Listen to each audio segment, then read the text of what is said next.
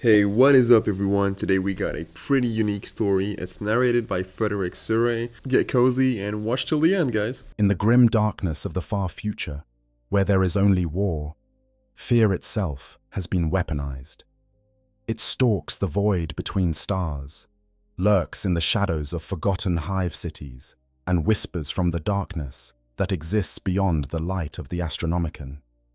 This fear has a name, worn like a badge of honor by those who wield it with surgical precision.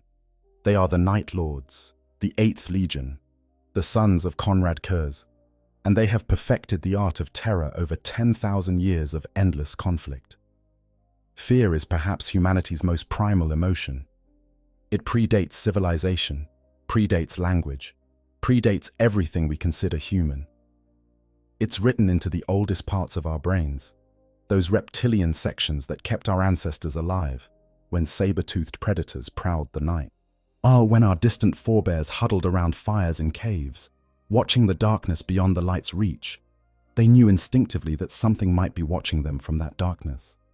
This ancient knowledge, this understanding that we are not always the predator, but sometimes the prey, has never left us.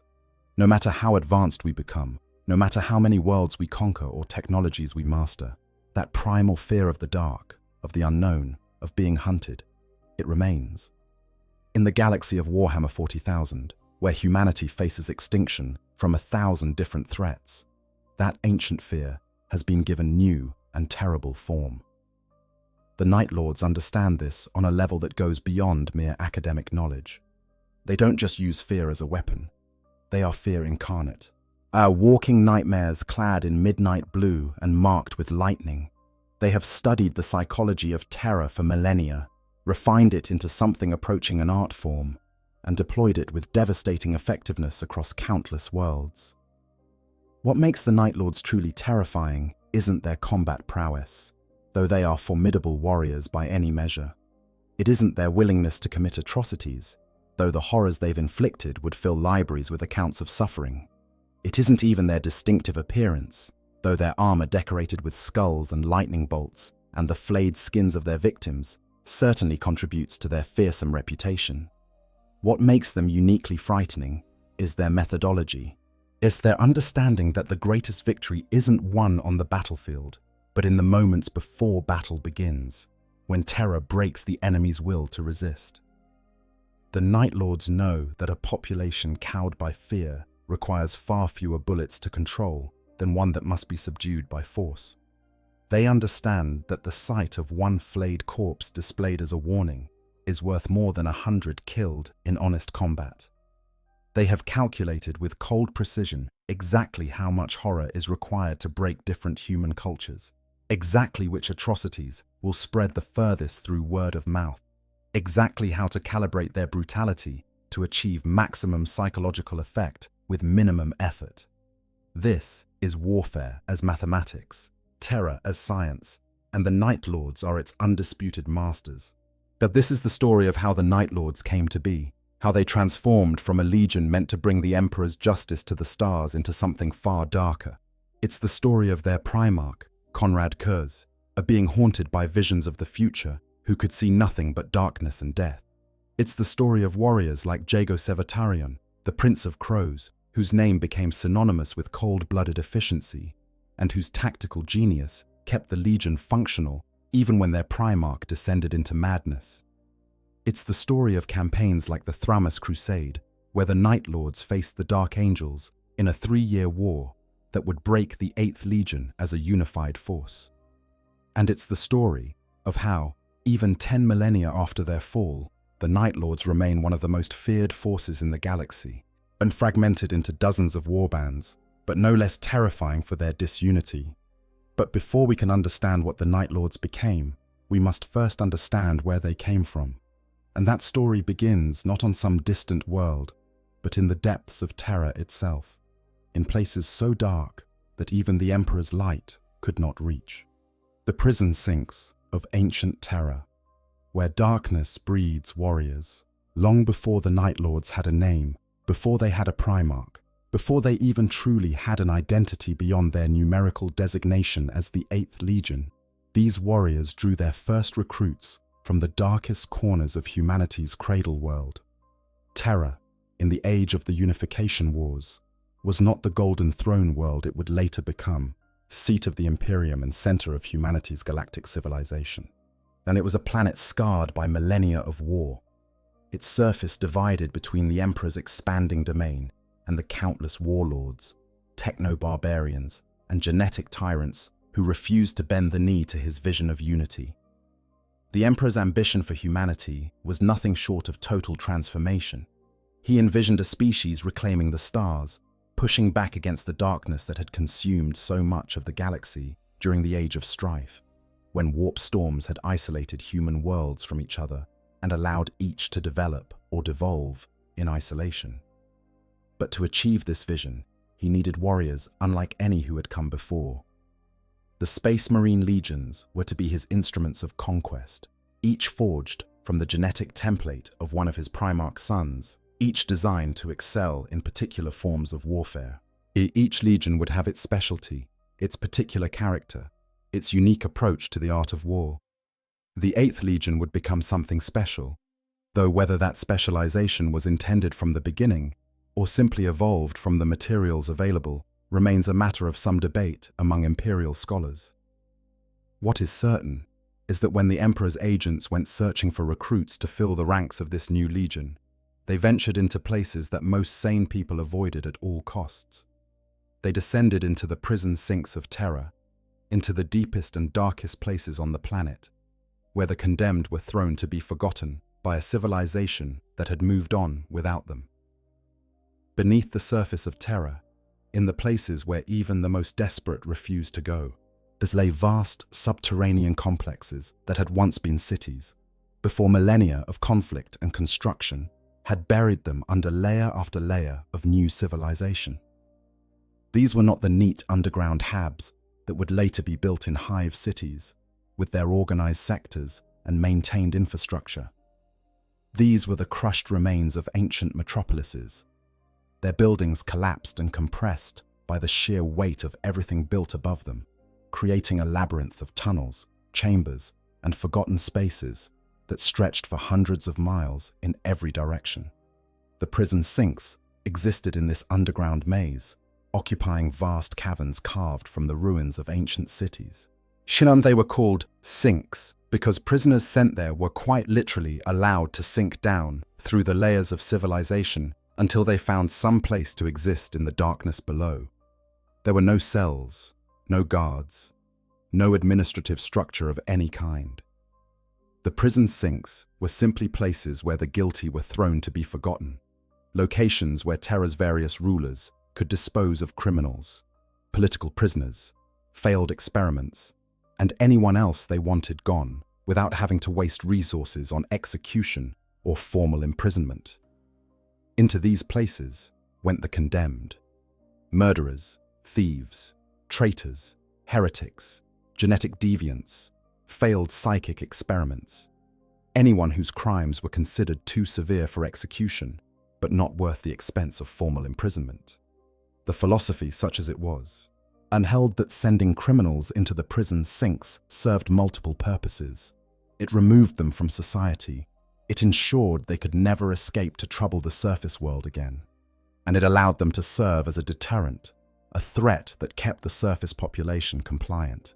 Behave, or you'll be sent down into the darkness with the other monsters. The caverns were sealed after each consignment of prisoners was delivered. Massive doors locked and bolted from the outside, ensuring that those within could never return to the world above. Those unlucky enough to be sent into the prison sinks were left to survive as best they could in perpetual darkness, with no resources beyond what they could scavenge from the ruins around them and what they could take from each other. There was no law in the prison sinks, no civilization, and no hope of redemption or release, no possibility of earning your way back to the surface.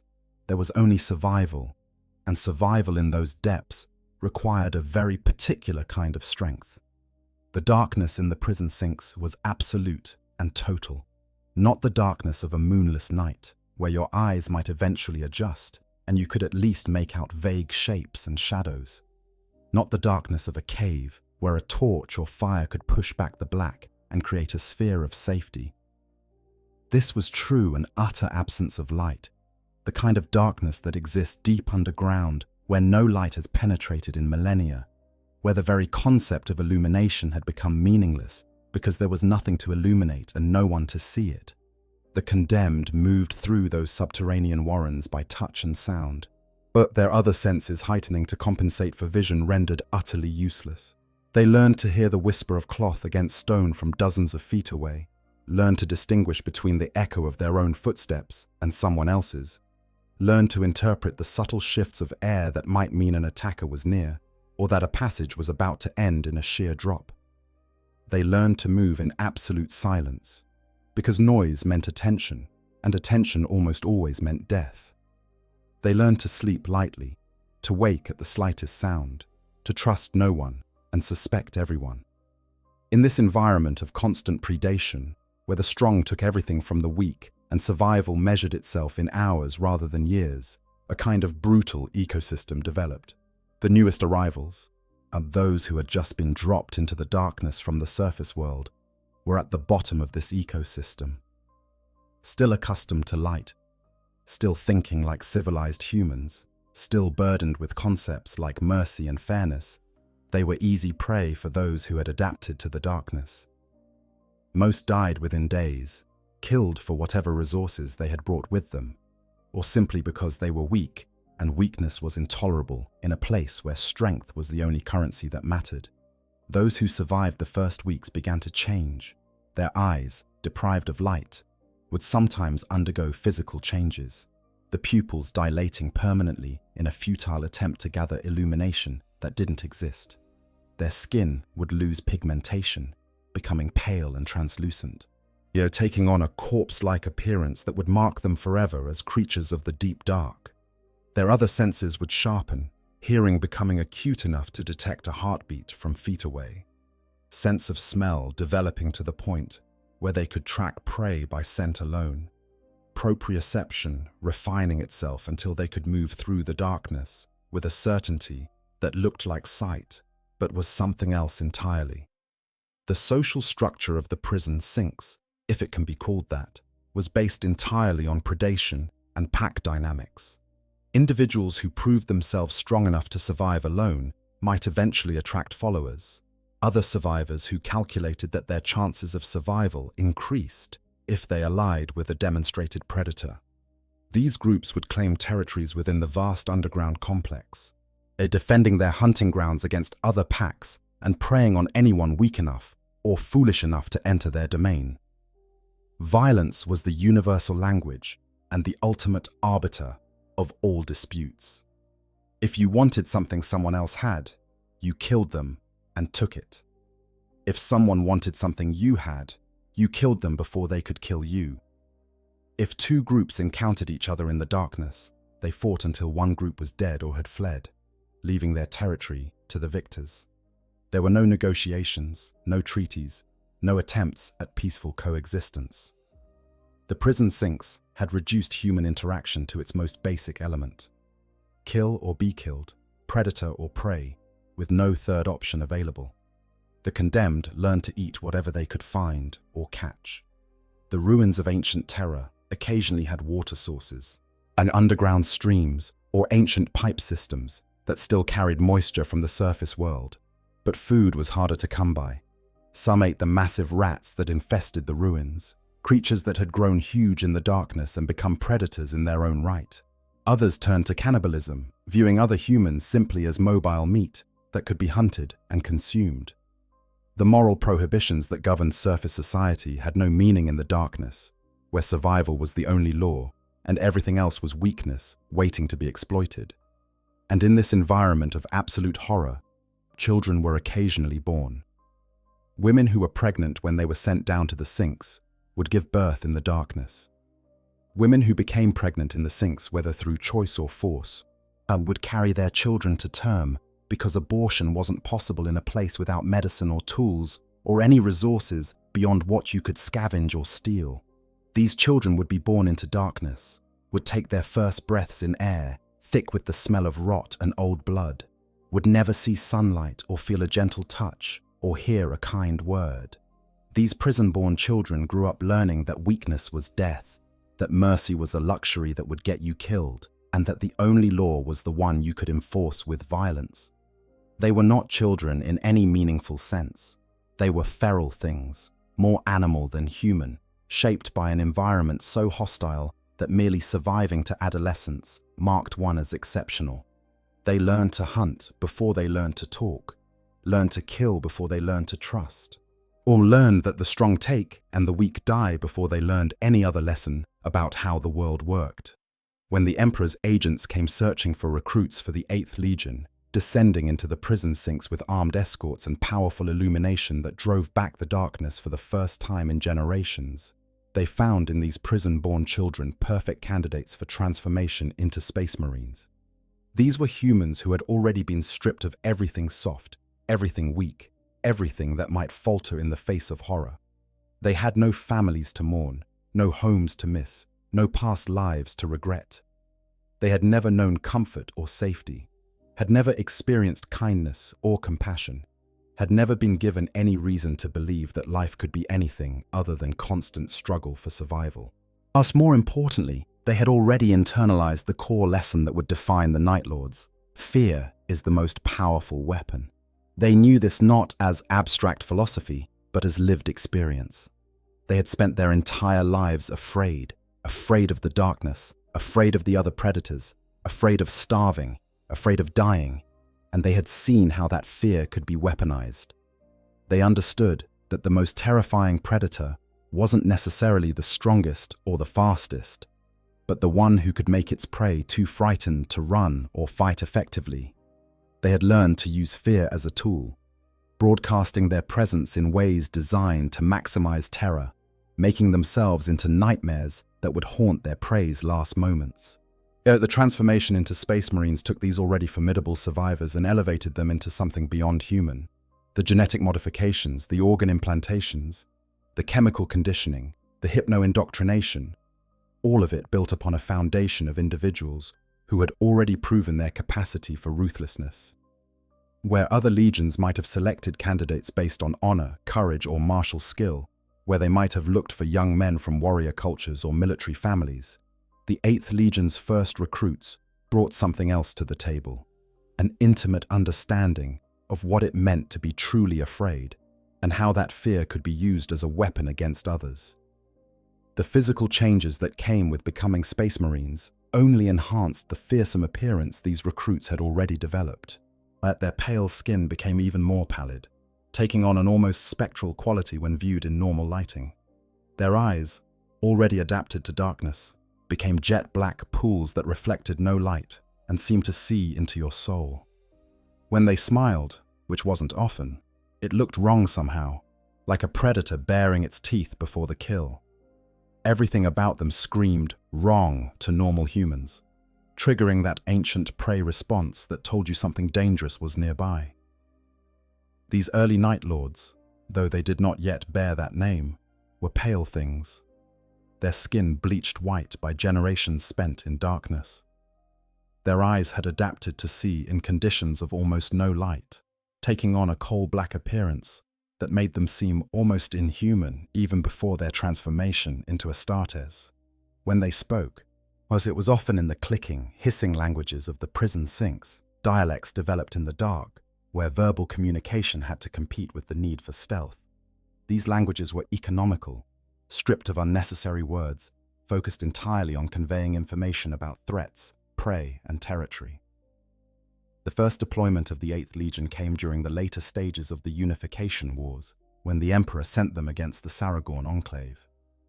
This was a territory that had nominally surrendered to the Imperium during earlier campaigns, but continued to conduct forbidden psychic breeding experiments in secret, believing their nominal compliance gave them protection from Imperial interference.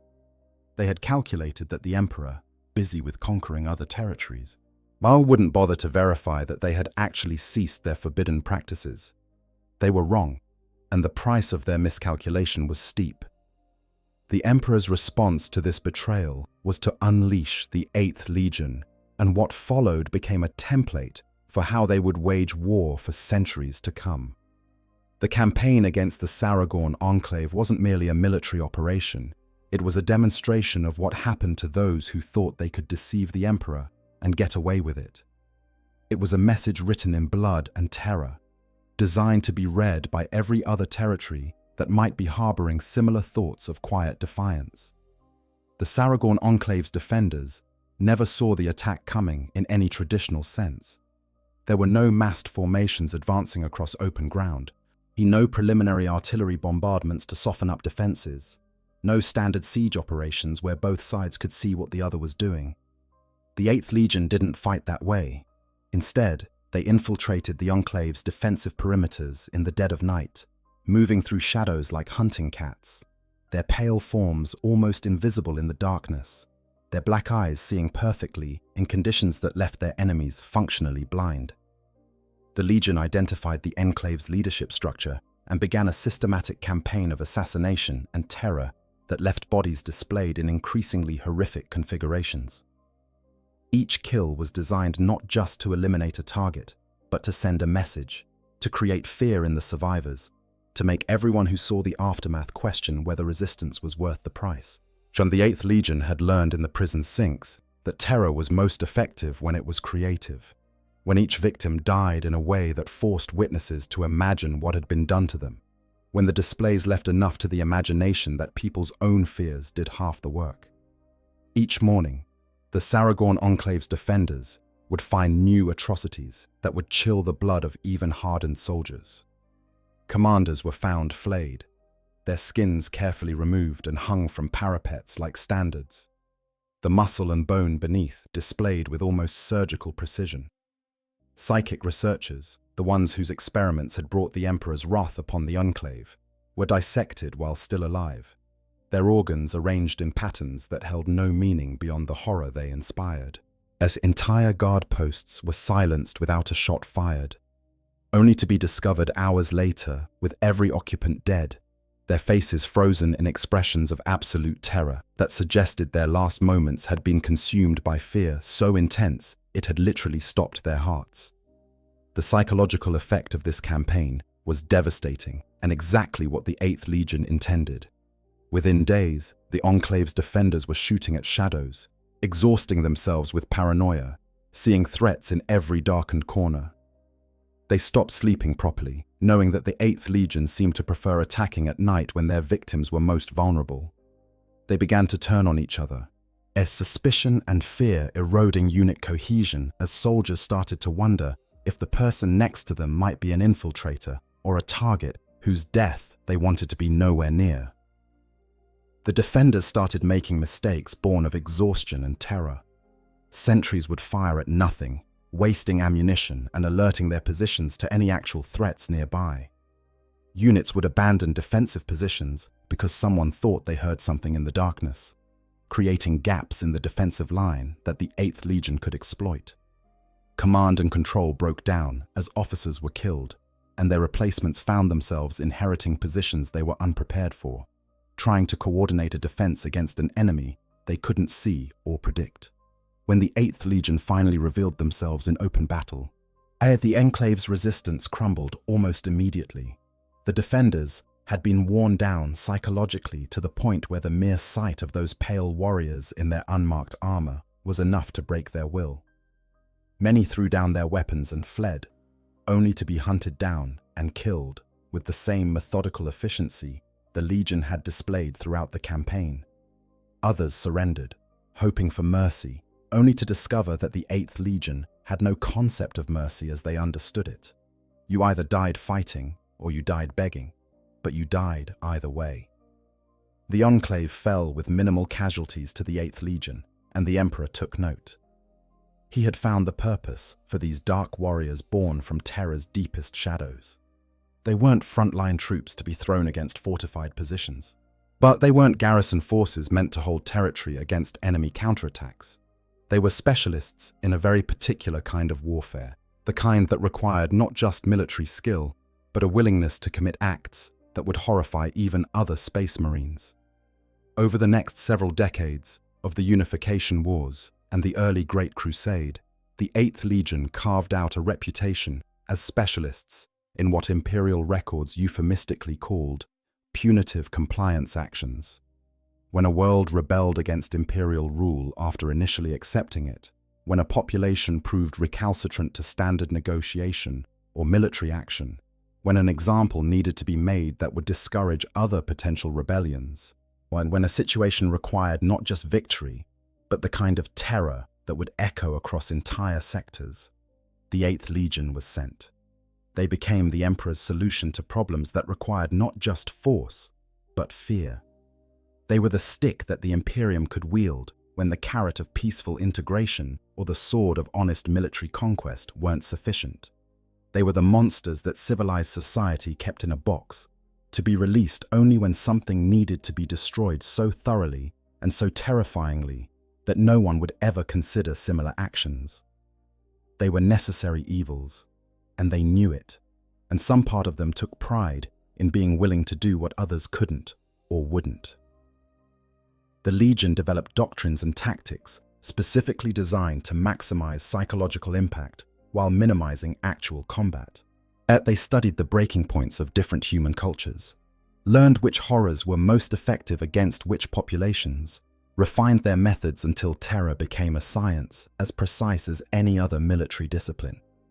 They weren't mindless butchers throwing violence around randomly. That would have been far less effective and frankly beneath them. They were precise in their brutality, surgical in their application of horror, always carefully calibrating their actions to achieve maximum psychological effect with minimum expenditure of resources. This approach had significant advantages from a military logistics standpoint. A world terrified into submission didn't need to be conquered through conventional warfare, which meant the 8th Legion could achieve compliance without the enormous expenditure of troops and material that a full-scale invasion would require. A population traumatized by the 8th Legion's attentions was unlikely to rebel again anytime soon, which meant fewer resources needed to be devoted to garrisoning formerly rebellious worlds. From a purely utilitarian perspective, the 8th Legion's methods were incredibly efficient, achieving strategic objectives at a fraction of the cost that conventional warfare would require. But there was something missing in these early Night Lords, something that would only come with the arrival of their Primarch.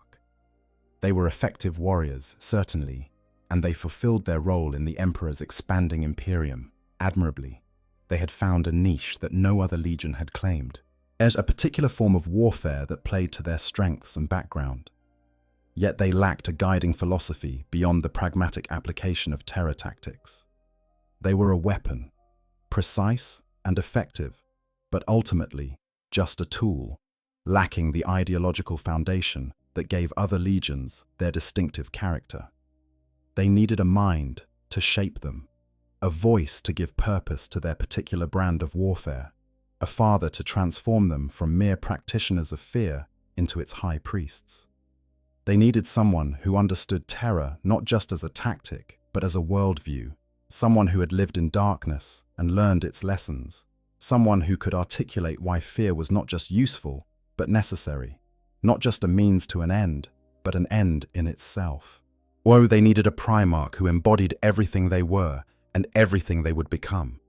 That father would come to them from a world of eternal darkness, a place that made even the prison sinks of terror seem hospitable by comparison, a planet where the very concept of light had become alien and everything existed in shades of perpetual gloom. His name was Conrad Kurze, though he would come to be known by another title, one that would become synonymous with nightmare itself, the Night Haunter, and his arrival would transform the 8th Legion from effective terror troops into something far more frightening, believers in a gospel of fear, prophets of darkness, and heralds of a night that would never end. Nostromo, a world without light or hope. If you were to search the star charts of the Imperium for the world of Nostromo today, you would find only an asteroid field, the shattered remnants of a planet that was deliberately destroyed by orbital bombardment ordered by its own Primarch. But before its annihilation, before it was reduced to tumbling rocks and debris drifting through the void, Nostromo was a world that had bred darkness into its very foundation, a place where the absence of light was both literal and metaphorical, shaping everything from its industry to its culture, to the very souls of those who called it home. Nostramo was a tidally locked world, its rotation synchronized with its orbit in such a way that one side perpetually faced its dim, dying star, while the other side remained forever in shadow.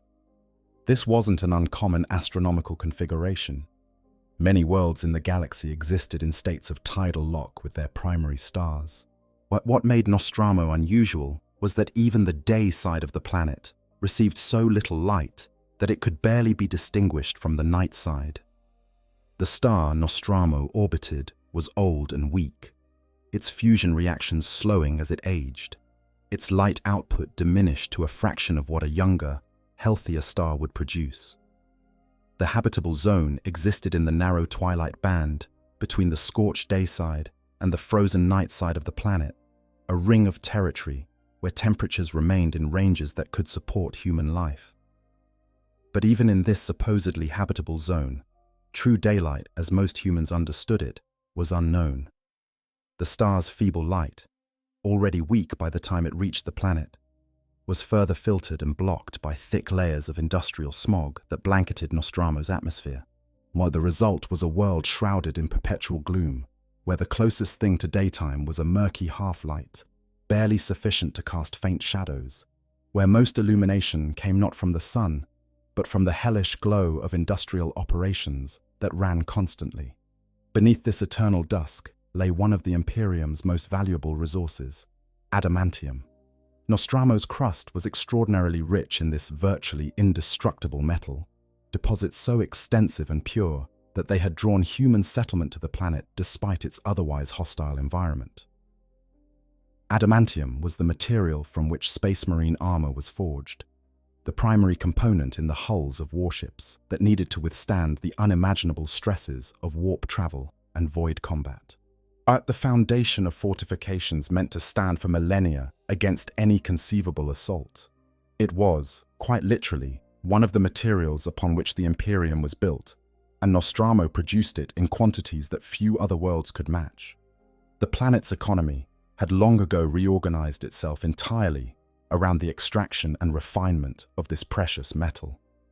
Massive mining operations tunneled deep into Nostramo's mantle, their excavations creating vast underground caverns that gradually undermined the stability of the planetary crust itself. The mining tunnels extended for thousands of miles in every direction, creating a subterranean landscape as extensive and complex as the surface world above. Refineries dotted the twilight zone, their enormous furnaces operating constantly to process the raw ore into purified adamantium ingots, their smokestacks pumping out the pollutants that thickened the already heavy atmosphere. The demand for adamantium was effectively unlimited. The Great Crusade consumed unimaginable quantities of the metal, and Nostramo was one of the few worlds that could supply it in the volumes required. This meant that the planet's mining operations were pushed to their absolute limits, operating constantly, safety standards sacrificed in the relentless push to meet production quotas. The refineries ran non-stop, their workers laboring in shifts that blurred together into a continuous cycle of extraction, processing, and shipment. The entire planet had become a factory, as its population transformed into nothing more than components in a vast industrial machine dedicated to feeding the Imperium's insatiable appetite for this most valuable of metals. The mining operations and adamantium refineries required enormous amounts of labor, and Nostramo's population had grown exponentially to serve this industry. Vast hive cities sprawled across the twilight zone, their spires reaching up toward a sun they could barely see, their foundations sinking deep into the planetary crust, where the mining operations created a second, subterranean city as extensive as the one above ground. These weren't the relatively organized hive cities that would later become common across Imperial space, with their sectors clearly delineated and some pretense of central authority. Nostramo's hives had grown organically and chaotically, each sprawling outward and upward and downward, without plan or coordination, creating urban environments that were labyrinthine in their complexity and deadly in their nature. Billions of people lived in these hives. their lives measured out in work shifts that could last for days, their purpose defined entirely by how much ore they could extract or how much refined metal they could produce. The vast majority of the population lived in conditions that would be considered intolerable on more civilized worlds. Cramped habs with no natural light, air thick with industrial pollutants, water that tasted of chemicals and metal, food that was largely synthetic and barely nutritious. They worked until they were physically unable to continue, then slept wherever they could find space. Kissed, then woke and worked again in an endless cycle that continued until injury or age or simple exhaustion ended their ability to contribute to the mining operations.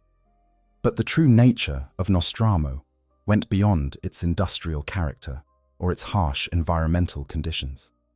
Over the centuries of isolation during the Age of Strife, when warp storms had cut the planet off from the rest of human civilization. You know, I've been covering Warhammer lore for quite a while, and the Night Lords always hit different for me. There's something deeply uncomfortable about them that I think is actually necessary for the setting. Every other legion has this veneer of nobility or purpose they hide behind, right? The Blood Angels are tragic heroes cursed by their flaw. The Space Wolves are loyal warriors with honor codes. Even the Word Bearers believe they're serving higher powers. But the Night Lords, they're just what they are, and they don't apologize for it. What really gets me is that they're probably the most honest faction in 40k. The Imperium claims it's different from the monsters it fights, but then it does exactly what the Night Lords do. It just calls it necessary justice instead of terror.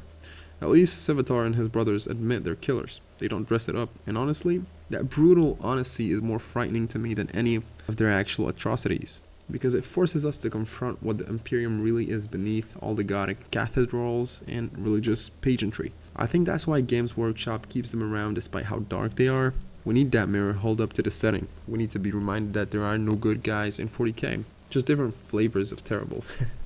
The Night Lords are just the ones who stop pretending. But anyways, that's just my 2 cents. Let's get back to the video. Nostromo's society had calcified into something profoundly corrupt, a culture where the very concepts of law and justice had been perverted beyond recognition. The wealthy mine owners and refinery barons had consolidated their power into a loose aristocracy that ruled through a combination of economic control and organized violence, creating a system where those at the top lived in obscene luxury, while those at the bottom barely survived. These nobles lived in the upper reaches of the hive cities, in towers that rose above the worst of the smog, where expensive atmospheric scrubbers provided clean air and artificial lighting created environments that almost approached comfort. They controlled the mining operations, owned the refineries, monopolized trade with off-world merchants, and used their vast wealth to insulate themselves from the harsh realities of life on Nostromo. They lived in a bubble of relative privilege, rarely venturing down into the lower levels of the hives, where the majority of the population struggled to survive, maintaining their power through a network of enforcers and criminal organizations that kept the working class cowed and compliant. These enforcers and criminal organizations weren't separate from the nobility. They were simply another arm of how the upper class maintained control. The nobles themselves were barely distinguishable from the crime lords who terrorized the lower hives.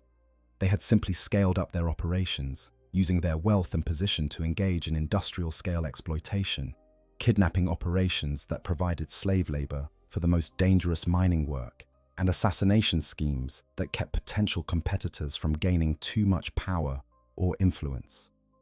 The line between legitimate business and organized crime had been erased so long ago that no one even remembered it had ever existed. On Nostromo, might made right, wealth determined worth, and the strong did whatever they wanted to the weak without fear of consequence. Below the nobles, in the sprawling middle and lower levels of the hives, existed what could only be described as a crime-ridden hellscape, unlike anything seen on more civilized imperial worlds. With no effective central government beyond the loose coalition of noble families, and no real law enforcement beyond what the nobles paid for to protect their own interests, the population had organized itself into countless criminal syndicates, gangs, and family-based organizations. These groups controlled territory within the hives, extracting protection money from anyone who wanted to conduct business in their areas, settling disputes through violence, and constantly warring with rival gangs over turf and resources. Murder was common enough to barely merit comment. Bodies were found in the streets every morning. Victims of gang violence or simple robbery or crimes of passion or just wrong place, wrong time. Theft was simply part of existence, something everyone planned for and accounted for in their daily lives. Every transaction was colored by the threat of violence, every interaction calculated for advantage, every relationship ultimately transactional because trust was a luxury that could get you killed. The population lived in a state of constant, low-level fear, never knowing when they might become targets of violence, always calculating odds and angles, and trying to figure out how to survive another day in an environment designed to kill them. The culture that developed in this environment was one that celebrated cruelty and mocked weakness. Nostraman stories, songs, and art all glorified the cunning predator and laughed at the foolish victim. Children learned from the earliest age that compassion was weakness that would be exploited, that trust was a luxury that would get you killed, that mercy shown to an enemy was just giving them another chance to kill you later.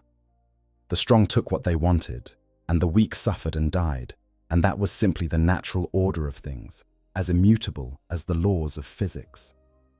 The physical appearance of Nostramans reflected generations of life in near darkness. Their skin was unnaturally pale, almost translucent in some cases, having lost the pigmentation that served no purpose without sunlight to protect against. Some were so pale they looked almost corpse-like, their veins visible through skin that seemed paper-thin. Their eyes had adapted to function in minimal light conditions, the pupils expanding to capture every possible photon, developing a distinctive coal-black appearance that some observers found deeply unsettling. In proper lighting, Nostraman eyes seemed to be nothing but pupil, black pools that reflected no light and seemed to absorb it instead. They moved with an economy of motion, learned from living in cramped hive conditions where wasted movement could mean the difference between catching your prey and becoming prey yourself. Nostramans were generally lean and hard, their bodies stripped of excess fat by lives of constant struggle and inadequate nutrition. They wore dark colors because bright clothing was impractical in an environment where being seen could make you a target. They spoke in clipped, economical sentences, while wasting no words because communication in Nostromo's violent society needed to be quick and to the point.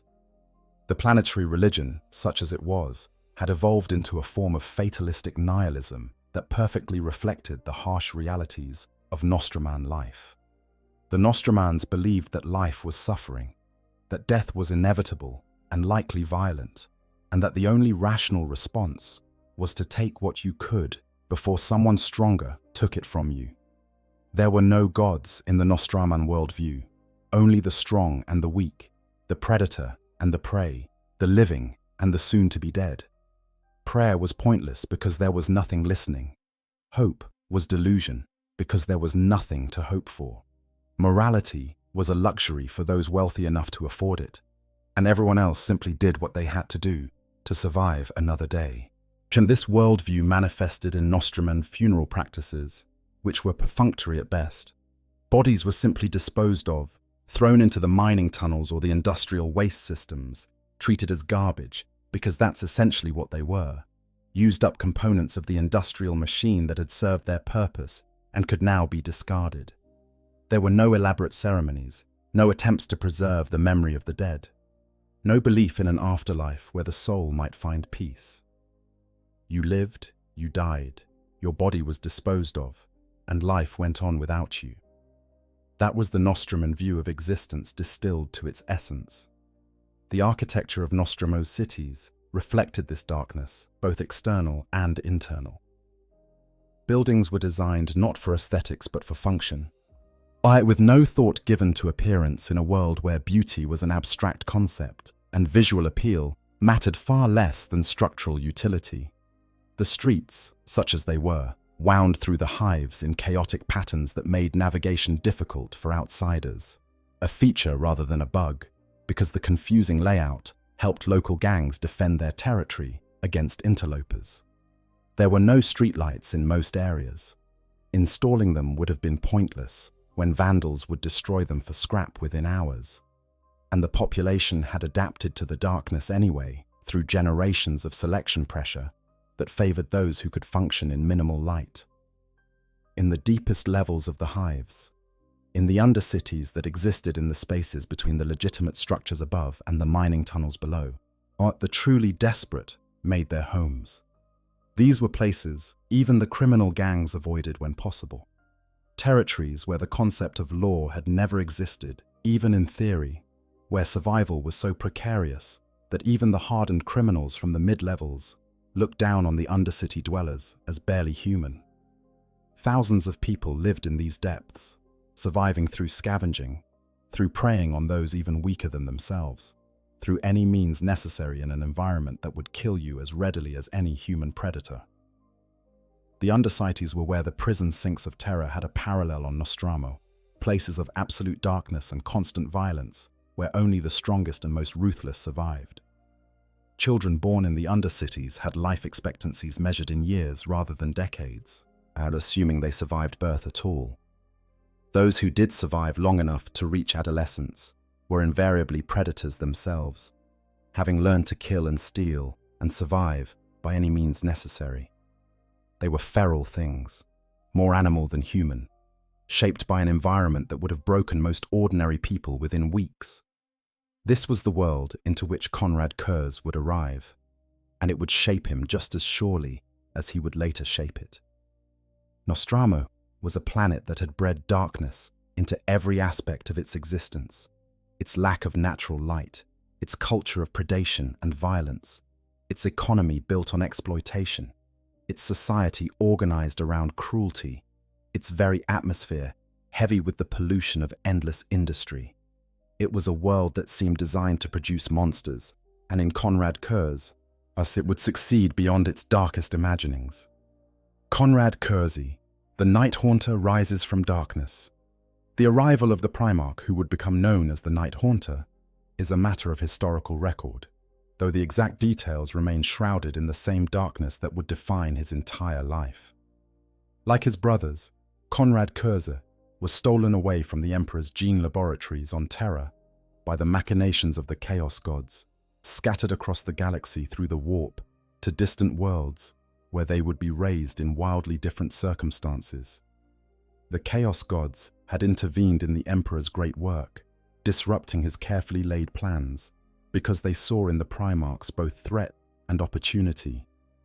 These beings of immense power, genetic miracles crafted from the Emperor's own essence, it could become either champions of chaos or its greatest enemies, depending on how they were raised and what experiences shaped them.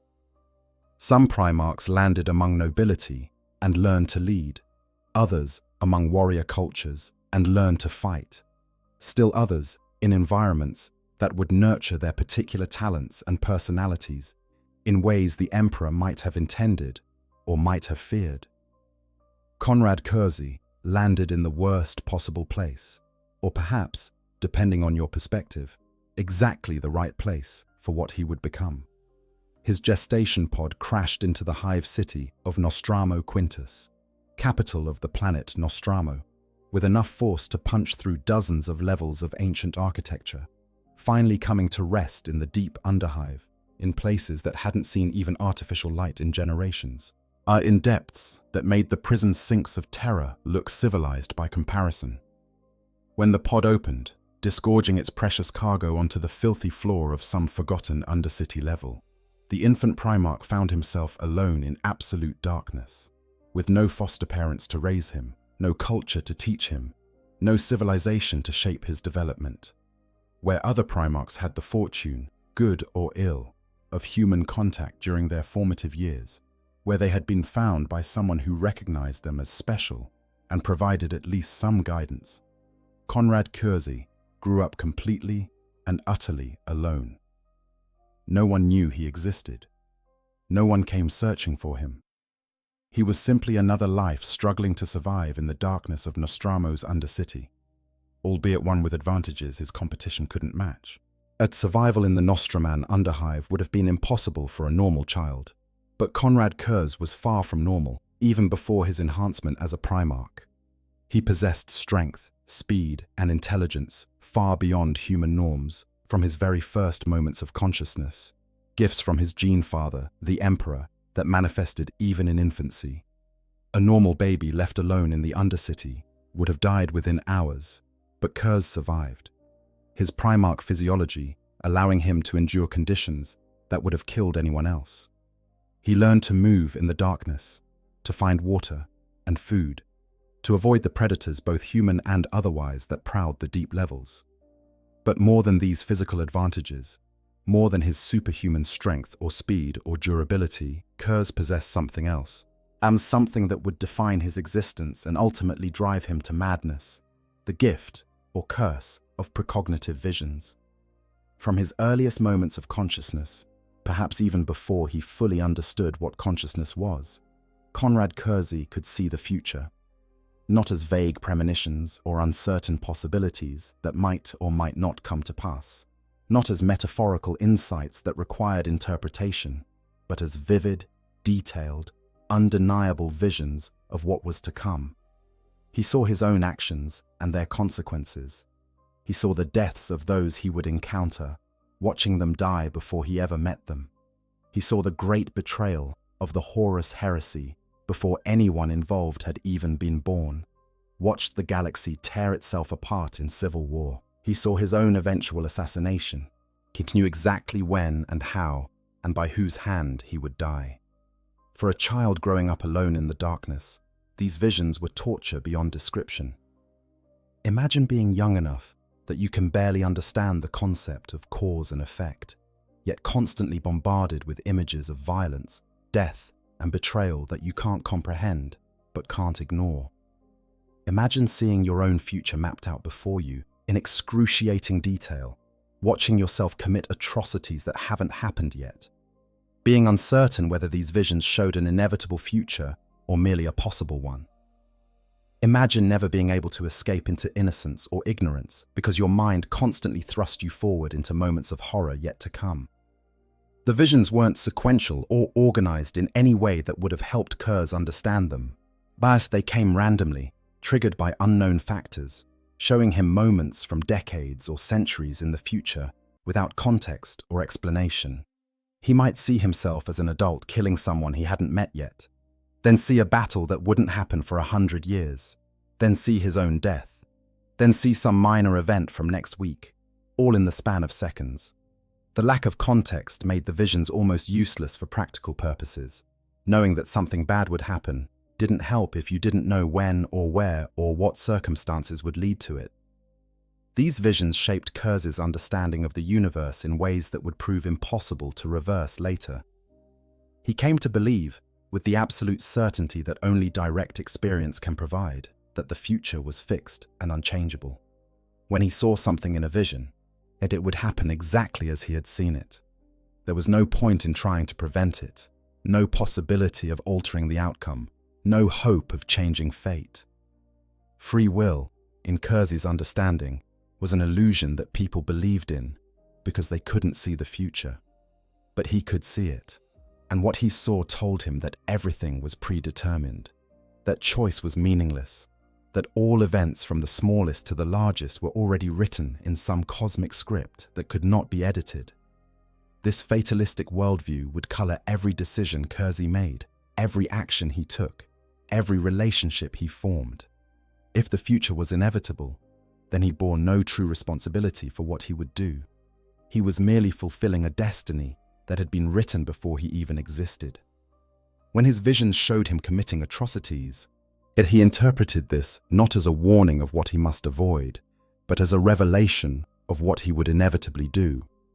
The guilt for those actions was shifted from him to fate itself, to the uncaring universe that had predetermined these events before he had any say in the matter.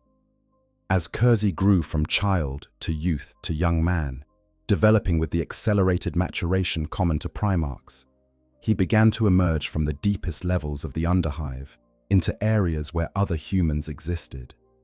He learned the languages spoken in Nostramo Quintus by listening to the criminals and outcasts who inhabited the mid-levels, his Primarch intellect allowing him to master languages with an ease that would have seemed supernatural to normal humans.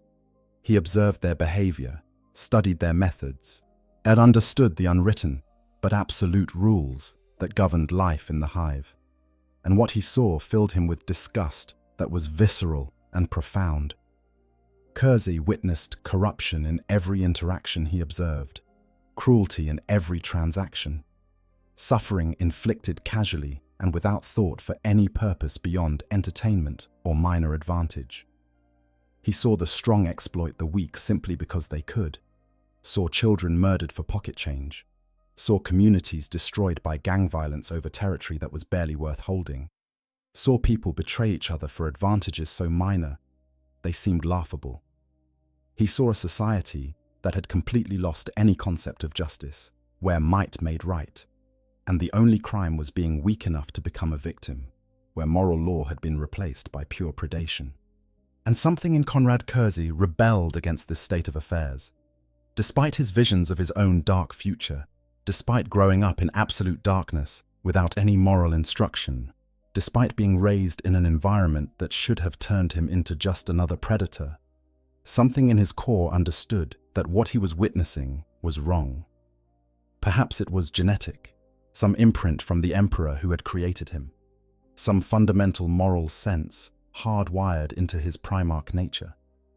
Perhaps it was the natural reaction of a being of superior intelligence, seeing the waste and inefficiency of Nostraman society, the recognition that things could be better, that this chaos served no purpose beyond perpetuating itself. Perhaps it was simply that even in the darkest soul, some spark of conscience can exist. Had some voice that says, this is not how things should be. Whatever the source of this moral awakening, Kersey decided that what he was witnessing could not be allowed to continue, that something needed to be done, that justice, a concept he had never been taught but somehow understood, needed to be imposed upon Nostramo, whether its people wanted it or not.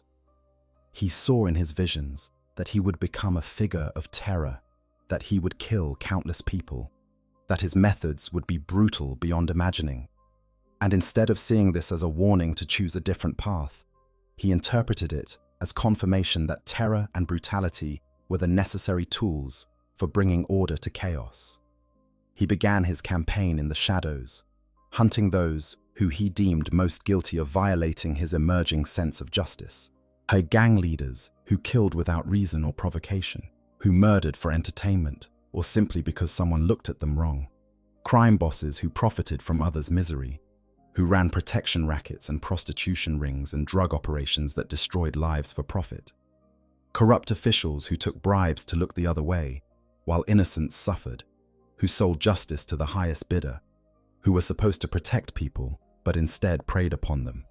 Kersey stalked them through the darkness of the underhive, his Primarch nature allowing him to move with silence impossible for a normal human, his adapted eyes seeing perfectly in conditions that would leave others blind, his visions sometimes showing him exactly where his prey would be and when. The deaths were spectacular in their brutality, deliberately designed to send messages that could not be ignored or misinterpreted. Kersey didn't simply kill his targets, he made examples of them, creating displays that would haunt the nightmares of anyone who saw them. He flayed the skin from a gang leader who had ordered the murder of witnesses to his crimes, carefully removing every bit of hide and hanging it from the entrance to the man's territory like a banner, the skinless body left beneath as a grotesque sculpture. He dissected a corrupt official with surgical precision while the man was still alive, arranging the organs in the official's own office in patterns that held no meaning beyond the horror they inspired. He impaled a crime boss who ran protection rackets, driving a steel beam through the man's torso and mounting him on top of a building where the body would be visible for miles, leaving him there to die slowly over the course of days. Each kill was chosen not just to punish the guilty, but to create maximum psychological impact on the survivors. Kersey understood instinctively what the 8th Legion would later learn through study. that terror is most effective when it forces people to use their imagination, when the display leaves enough ambiguity that witnesses fill in the blanks with their own fears. He made sure that the manner of death reflected the crime in some way, creating a kind of twisted poetry of violence that communicated the nature of the victim's guilt, even to those who didn't know the details. The Nostraman population, accustomed to violence but not to violence with this particular character, began to whisper about a creature that stalked the darkness. They called it the Night Haunter, imagining some kind of supernatural monster that preyed on the guilty, something that wasn't quite human but understood human evil well enough to punish it. Parents began to threaten their children that the Night Haunter would come for them if they misbehaved, not realizing they were describing a very real being rather than a fictional boogeyman. Gang members grew nervous in the darkness, their usual confidence eroded by the knowledge that their crimes might mark them as the creature's next target. The entire social order of Nostramo Quintus began to shift as fear of the Night Haunter became a more immediate concern than fear of law enforcement or rival gangs. People started to actually obey the laws that had long been ignored, not out of any newfound respect for legal authority, but because they feared what would happen if the Night Haunter decided they were criminals deserving of punishment. The crime rate began to drop not through any change in the fundamental nature of Nostraman society, but through pure terror, people choosing to follow rules they had previously ignored simply because the alternative was too horrifying to contemplate. Kersey's campaign expanded from the underhive to the mid-levels, then up into the domains of the wealthy nobles themselves. These nobles had believed themselves untouchable, protected by wealth and private armies, and the sheer distance between their towers and the dangerous lower levels. They were wrong. Kersey infiltrated their towers, bypassing their security systems with Primarch ease, moving through their domains like a ghost, and brought his brand of justice to those who had believed themselves above any law. He killed nobles in their own bedrooms, in their private offices, in their supposedly secure sanctums, proving that no amount of wealth could protect them from judgment. The psychological impact of these high-profile kills was immense. If the Night Haunter could reach the most powerful people on Nostramo, if wealth and position provided no protection, then no one was safe. The nobles began to police themselves, killing off those among their number whose corruption was most flagrant, hoping that this self-regulation would spare them from the Night Haunter's attention. They stopped conducting business openly, meeting in secret and looking over their shoulders, but never certain whether they might be the next target. Within a few years of Kersey beginning his campaign, Nostramo Quintus had transformed from one of the most violent, corrupt places in the sector into one of the most orderly. The crime rate fell to nearly zero, not because crime had actually stopped, but because people were too terrified of the consequences to commit crimes openly. The gangs dissolved or went into hiding, their members calculating that gang life wasn't worth the risk of attracting the Night Haunter's attention. The nobles began to behave themselves, at least publicly, knowing that their positions wouldn't save them if they were judged guilty. For the first time in living memory, ordinary citizens could walk the streets of Nostramo Quintus without fear of being robbed or murdered. The planet achieved a kind of peace, though it was the peace of absolute terror rather than any genuine social reformation. No one had become more moral or ethical, they had simply become more afraid. The Night Haunter had proven that fear could be a more effective tool of social control than any system of law or justice, that terror applied with sufficient creativity and ruthlessness could reshape an entire society. Konrad Kersey eventually emerged from the shadows to rule Nostramo openly, revealing himself as the Night Haunter, showing the population that their boogeyman was not a supernatural monster, but something worse, a Primarch, a being of such power and intelligence that they had no hope of opposing him. By this point, his reputation was so fearsome that the remaining nobles practically begged him to take charge, hoping that open leadership might mean an end to the mysterious disappearances and horrific displays that had marked his hidden campaign. They preferred a known tyrant to an unknown terror, a rational calculation that at least if they could see Kersey, they might be able to predict what would anger him.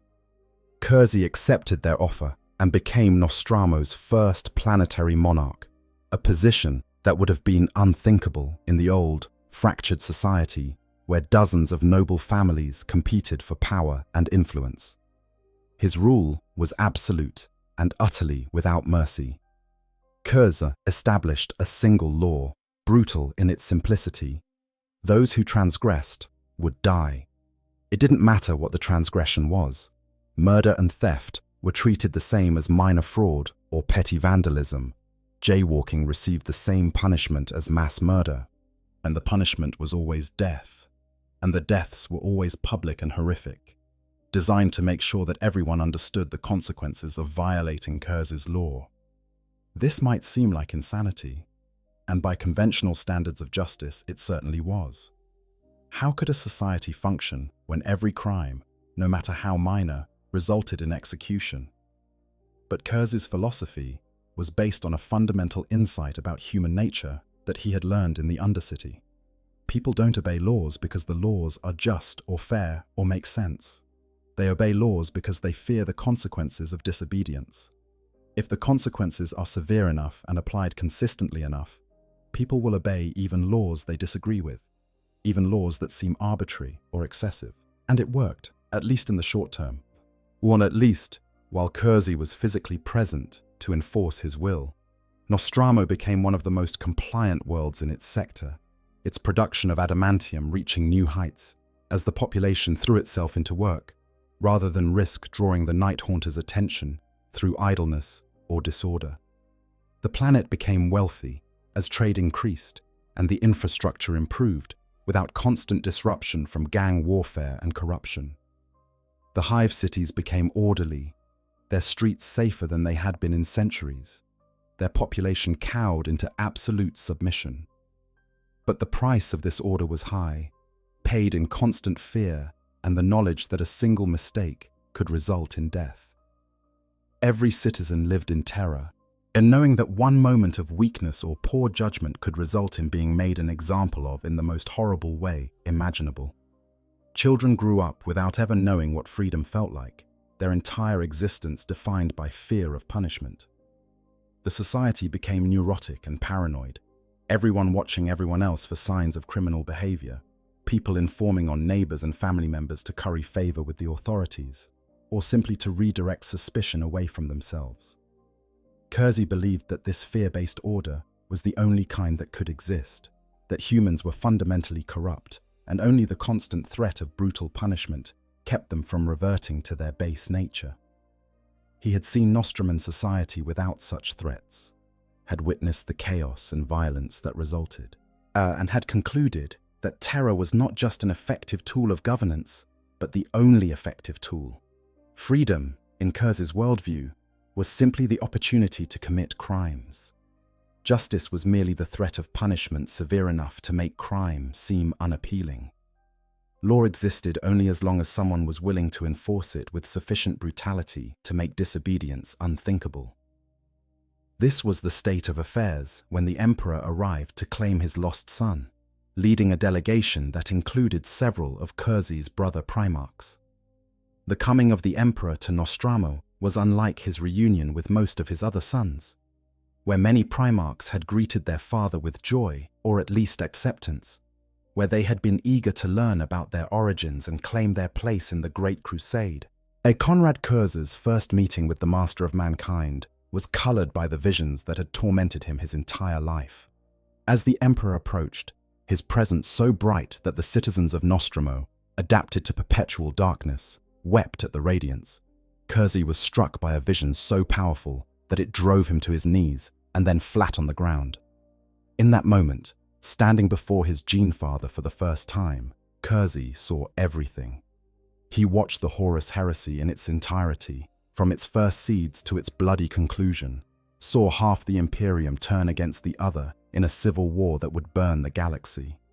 He saw his own participation in that betrayal, saw the atrocities he would commit in service to Horus, saw worlds burning and populations screaming as the Night Lords brought terror to loyalist territories.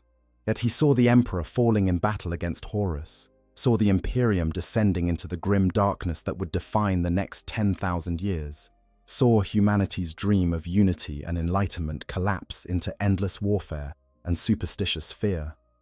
He saw his own legion fragmenting and falling into darkness, saw his sons becoming monsters that would terrorize the Imperium for millennia.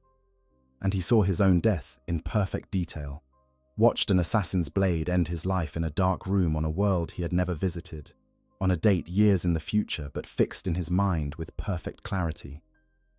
The visions were so overwhelming that Kersey tried to claw his own eyes out, attempting to blind himself to the horrors he could see written in the future, trying to end the visions by destroying the organs that perceived them. The Emperor reached out and stopped him, staying his hands with a father's concern, but the gesture came too late to undo the psychological damage the visions had caused. Kersey looked up at his father with eyes that had seen too much, that held knowledge of betrayals yet to come, that reflected a future the Emperor couldn't see, but Kers knew was inevitable. The Emperor, in his infinite wisdom, or perhaps his infinite arrogance, ignored these warnings, or perhaps didn't fully understand what Kersey had seen. He saw in Konrad Curze what he saw in all his sons: a tool to be used, a weapon to be deployed, a piece in the great game of conquest and unification that would bring humanity under a single banner. That Kersey was damaged, that his visions had left him psychologically scarred in ways that might never heal. Shared that his methods were brutal beyond even the harsh standards of the Great Crusade. None of this was sufficient reason to abandon such a useful tool. The Imperium needed warriors who could do what others wouldn't, who could wage war in ways that more civilized commanders found distasteful, and Kersey clearly filled that role. Kersey spoke to his father for the first time, and his words carried the weight of prophecy and the bitterness of one who knew how the story would end. "That is not my name, father. My people gave me a name, and I will bear it until my dying day, and I know full well what you intend for me." The Emperor's response has not been recorded, but we know he brought Kersey back to Terra for training, placed him under the tutelage of his brother Primarch Fulgrim of the Emperor's Children, who attempted to teach him not just military strategy, but also imperial culture and the social graces expected of one who would lead a legion. The task must have seemed impossible from the start. How do you teach sophistication to someone who grew up alone in the dark? How do you instruct in honor someone whose entire existence has been defined by his visions of betrayal? How do you convey the value of mercy to someone who has only ever known violence as a means of control? Fulgrim tried his best, and there's some evidence that Kersey genuinely attempted to learn, to understand the culture he was now part of, to become the leader the Emperor expected him to be. But the visions never stopped. Even in the golden halls of Terra, even surrounded by the cream of imperial culture and learning, Kers continued to see the dark future that awaited them all. Every lesson Fulgrim taught him was colored by the knowledge of how it would all end. Every attempt to instill values of honor and noble warfare ran up against Kers's fatalistic understanding that such concepts were meaningless in the face of inevitable betrayal. After this brief period of training, Konrad Curze was given command of the 8th Legion, which would henceforth be known as the Night Lords in honor of their Primarch's terrifying reputation. The legion that had been recruited from Terra's prison sinks was about to be joined by recruits from Nostramo itself, warriors drawn from a world that made the prison sinks look civilized by comparison. But the legion that had learned to use Terra tactically was about to be led by a Primarch who understood fear on a philosophical level, who had used it to reshape an entire planet, who saw it not as a tool, but as a fundamental truth about human nature. The Night Lord's Legion was born in that moment of reunion, and they would go on to become exactly what their Primarch's visions had shown. Monsters wearing the Emperor's colors, terror troops who would pacify 1,000 worlds through fear, warriors who would eventually betray their oaths and bring their particular brand of horror to loyalist territories during the Horus Heresy.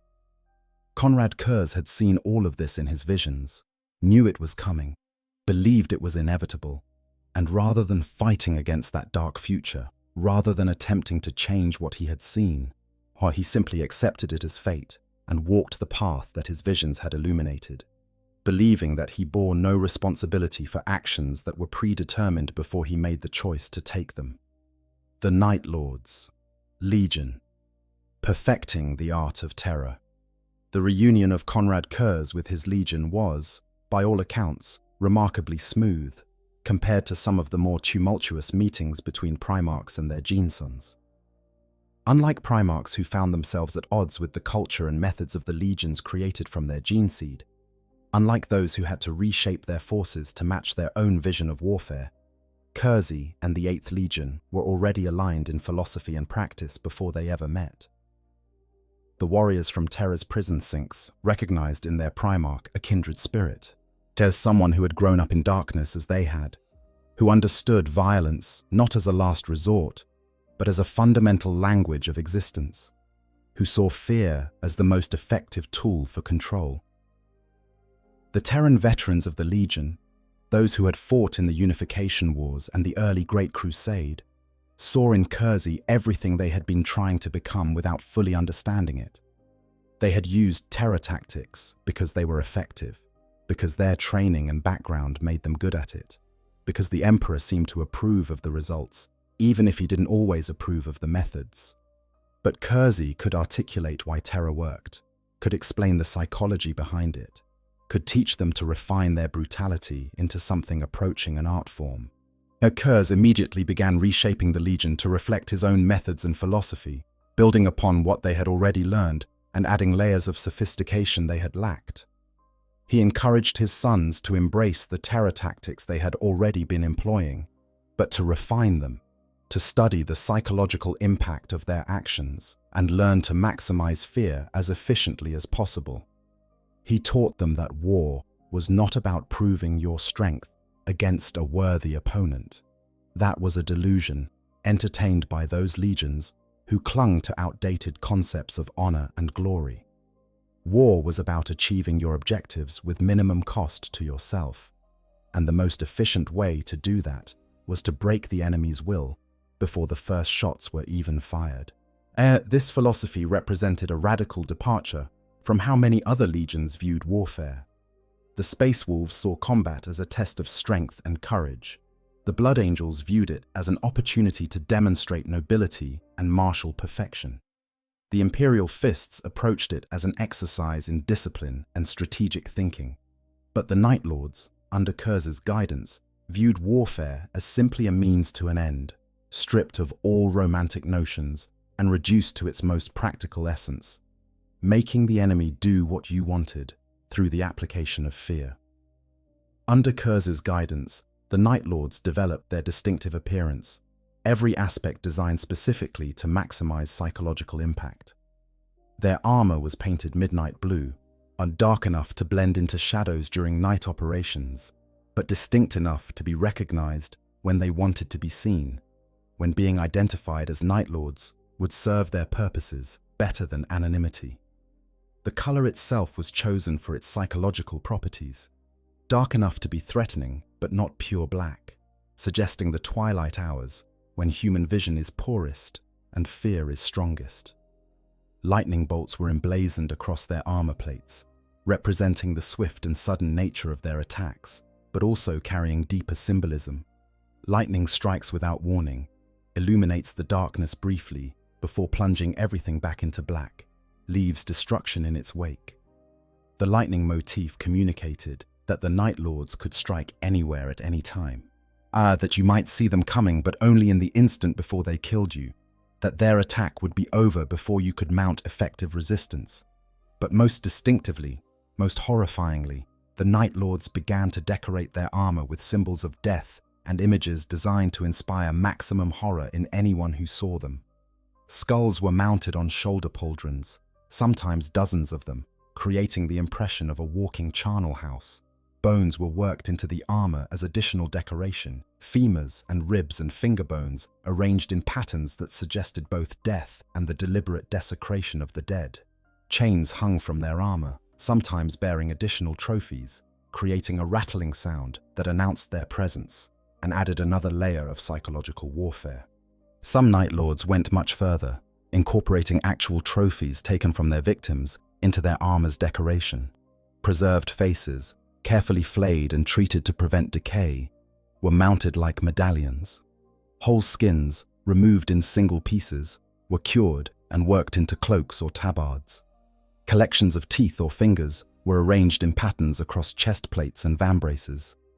The armor of a veteran Night Lord became a walking museum of death, a mobile gallery of horror that preceded him into battle and communicated more effectively than words exactly what fate awaited those who opposed him. This practice of decorating armor with trophies wasn't just about intimidation, though that was certainly a major factor. It also served practical psychological purposes within the Legion itself. In the Night Lord's philosophy, taking trophies from your kills demonstrated that you were a successful predator, someone whose martial prowess was worth respecting. The more elaborate your trophies, the more dangerous you were, and the more status you commanded among your brothers. It created a competitive dynamic where Night Lords constantly sought to outdo each other in the creativity and horror of their trophy collections. When a population saw the Night Lords approaching, festooned with the physical evidence of countless deaths, decorated with skulls and bones and preserved flesh, the psychological impact was absolutely devastating. These weren't warriors wearing intimidating symbols. These were predators wearing the remains of their previous victims, demonstrating through physical evidence that resistance was futile and death was inevitable. While the Night Lords became walking arguments for submission, their very appearance a form of propaganda more effective than any words could be. The Legion's tactics evolved under Kurz's guidance into a sophisticated doctrine of terror warfare that went far beyond simple brutality. Night Lord's operations were carefully planned to maximize psychological impact while minimizing actual combat, achieving objectives through fear rather than force whenever possible. They studied each enemy carefully before engaging, learning their culture, their fears, their psychological breaking points, and then exploiting those weaknesses with surgical precision. A typical Night Lord's campaign would begin long before the Legion actually arrived in system, sometimes months before any physical presence. Agents, sometimes Legion serfs or mortal auxiliaries, would infiltrate the target world and begin spreading rumors about what the Night Lords had done to other worlds that resisted. These weren't random stories, but carefully crafted narratives designed to exploit specific cultural fears. If the target world had strong family bonds, the stories would emphasize how the Night Lords killed entire families for one member's resistance. If they valued honor, the stories would detail how the Night Lords made honorable surrender impossible by killing those who tried to negotiate. Images would be leaked to local media, showing the aftermath of previous Night Lords' operations. Bodies displayed in horrific configurations, cities left in ruins, populations decimated. These images were often edited or staged to maximize horror, showing the worst possible outcomes in the most graphic detail possible. The goal was to let the enemy's imagination work on them, to give them time to contemplate what might be coming for them, to let fear build and build until by the time the Night Lords actually arrived, the population was already psychologically broken. When the Legion did engage, they specialized in what Imperial documentation would term decapitation strikes, swift attacks designed to eliminate enemy leadership and create chaos in the command structure without necessarily destroying the enemy's military capability. The reasoning was simple. An army without leadership is just a mob, and mobs are easy to control through fear. Kill the generals, kill the political leadership, kill anyone capable of organizing resistance, and what's left is a population too terrified and disorganized to fight effectively. And Night Lords would infiltrate under cover of darkness, using their natural advantages in low-light conditions and their training in stealth warfare to bypass perimeter defenses and penetrate deep into enemy territory. They would identify the enemy's commanders through careful reconnaissance and intelligence gathering, then kill them in ways specifically calculated to terrify survivors and demonstrate the futility of resistance. A general might be found in his supposedly secure headquarters, flayed alive, his skin displayed outside the building, while his screams were broadcast across military communication channels. A planetary governor might disappear from his palace, only to have pieces of his body discovered across the capital city, each finding accompanied by messages threatening similar fates for anyone who resisted. The method of killing was always chosen to send a specific message.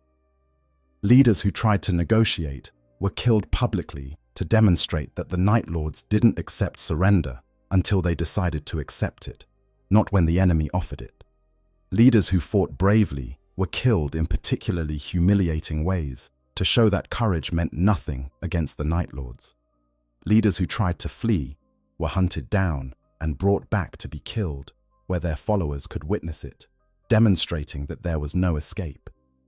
Each death was a lesson, a warning, a demonstration that resistance only made things worse.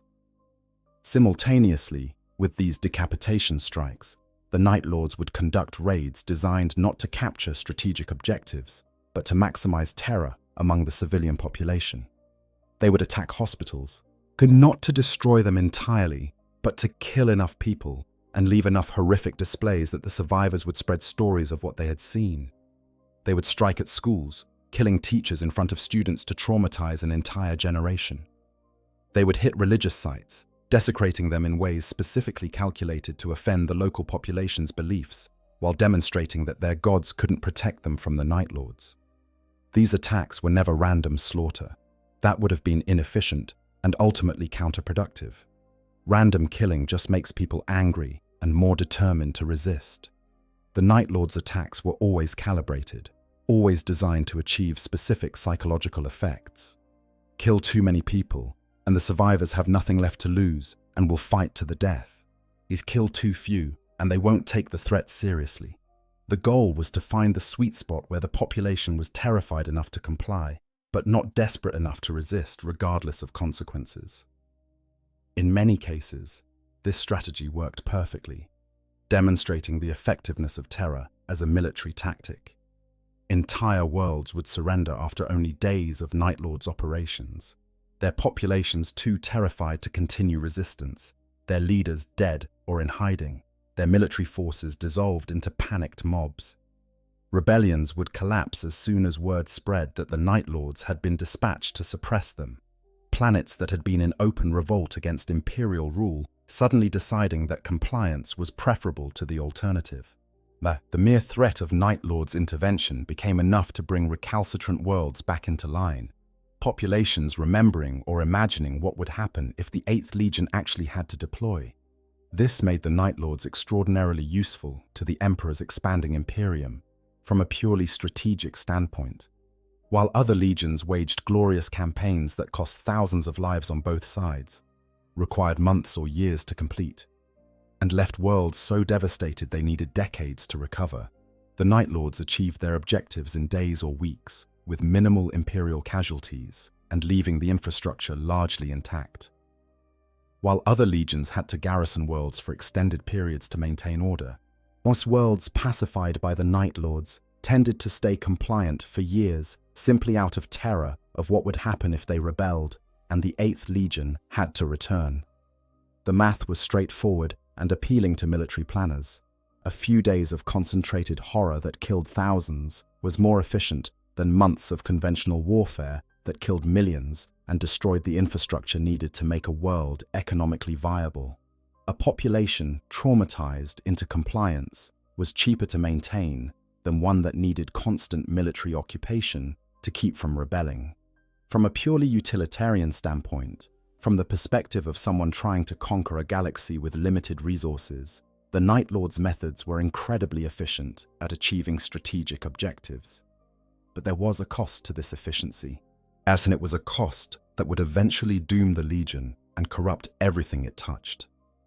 The brutality required to maintain their reputation meant that Night Lords' operations inevitably resulted in what more squeamish Imperial officials termed excessive civilian casualties, a euphemism for the murder and torture of thousands or tens of thousands of people whose only crime was living on a world targeted by the 8th Legion. The terror tactics that worked so well militarily required real atrocities committed against real people, and those atrocities left scars on both the victims and the perpetrators.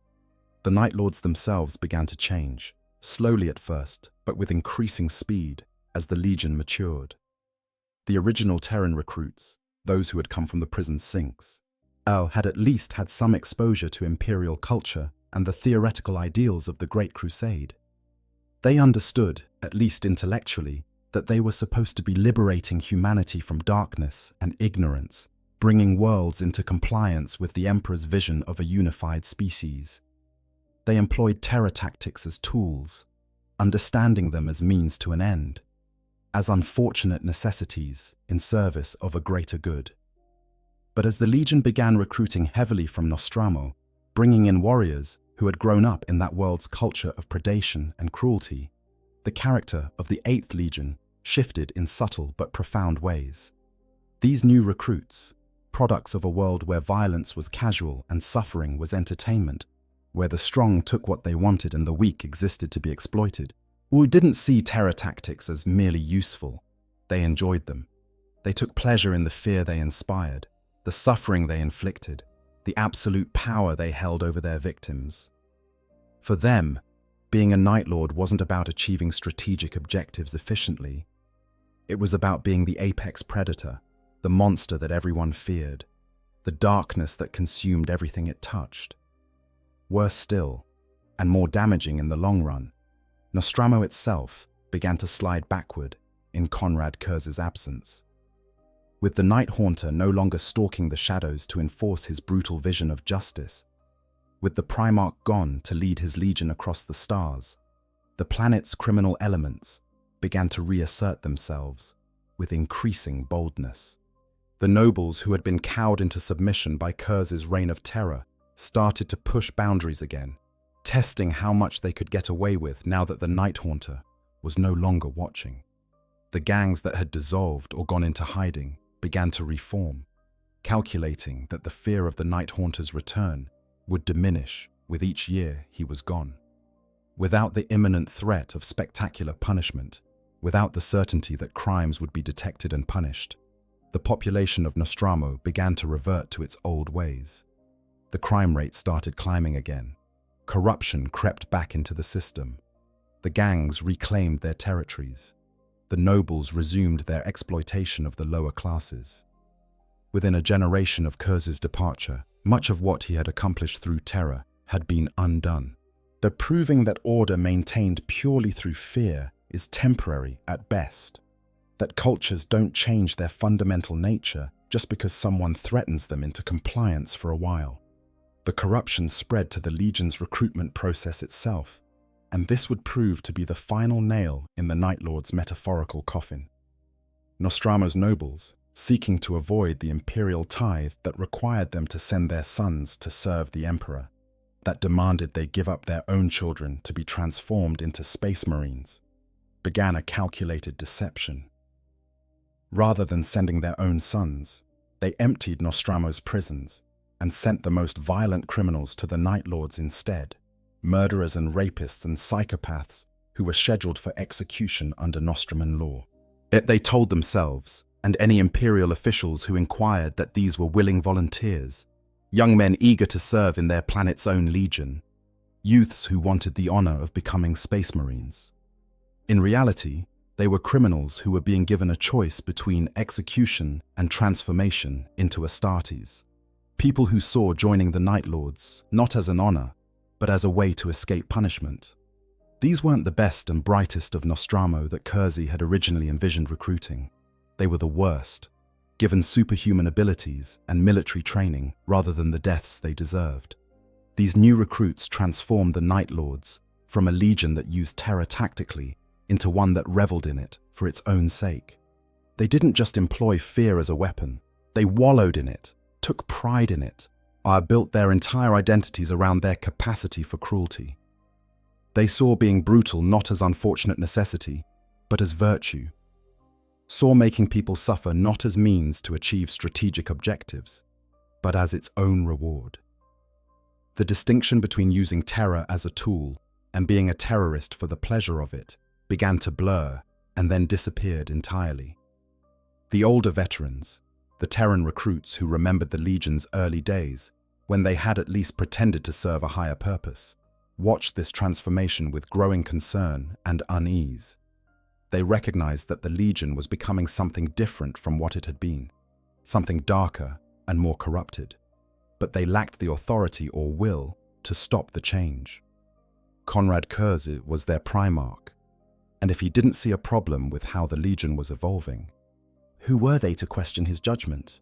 And besides, the new recruits were effective, achieving victories and spreading terror across the Imperium's enemies.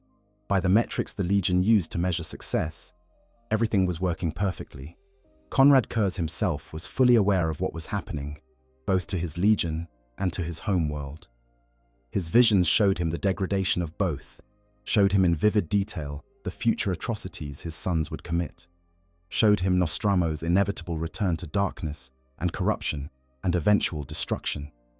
And in his fatalistic mindset, shaped by decades of prophetic visions that always came true, he believed that since he had foreseen these developments, they must be inevitable. Rather than fighting against this dark future, rather than trying to alter the path his visions illuminated, yet he seemed to embrace it, accepting that if his visions showed the Night Lords becoming monsters, then monsters they would be. This fatalism extended to how Curze led the Legion. Other Primarchs might have instituted reforms, might have tried to steer their forces away from excessive brutality, might have culled the worst elements and reinforced the better ones. But Curze did none of these things. He watched his Legion descend into barely controlled barbarism and did nothing to stop it, believing that this was the destiny his visions had shown him, and therefore attempting to change it would be pointless. If the Night Lords were fated to become monsters, then monsters they would be, and his role was simply to lead them down that predetermined path. Whilst the other Primarchs began to notice the Night Lords' excesses and raise concerns with increasing frequency and alarm. After a particularly brutal campaign where the Night Lords had killed tens of thousands of civilians, in actions that went far beyond military necessity, where they had engaged in atrocities that served no strategic purpose beyond satisfying their own cruelty, some of Curze's brothers confronted him about his Legion's conduct. They demanded explanations for why the Night Lords couldn't seem to achieve objectives without leaving trails of butchered civilians. They questioned whether the 8th Legion was still serving the Imperium's interests, or had simply become a gang of murderers wearing Imperial colors.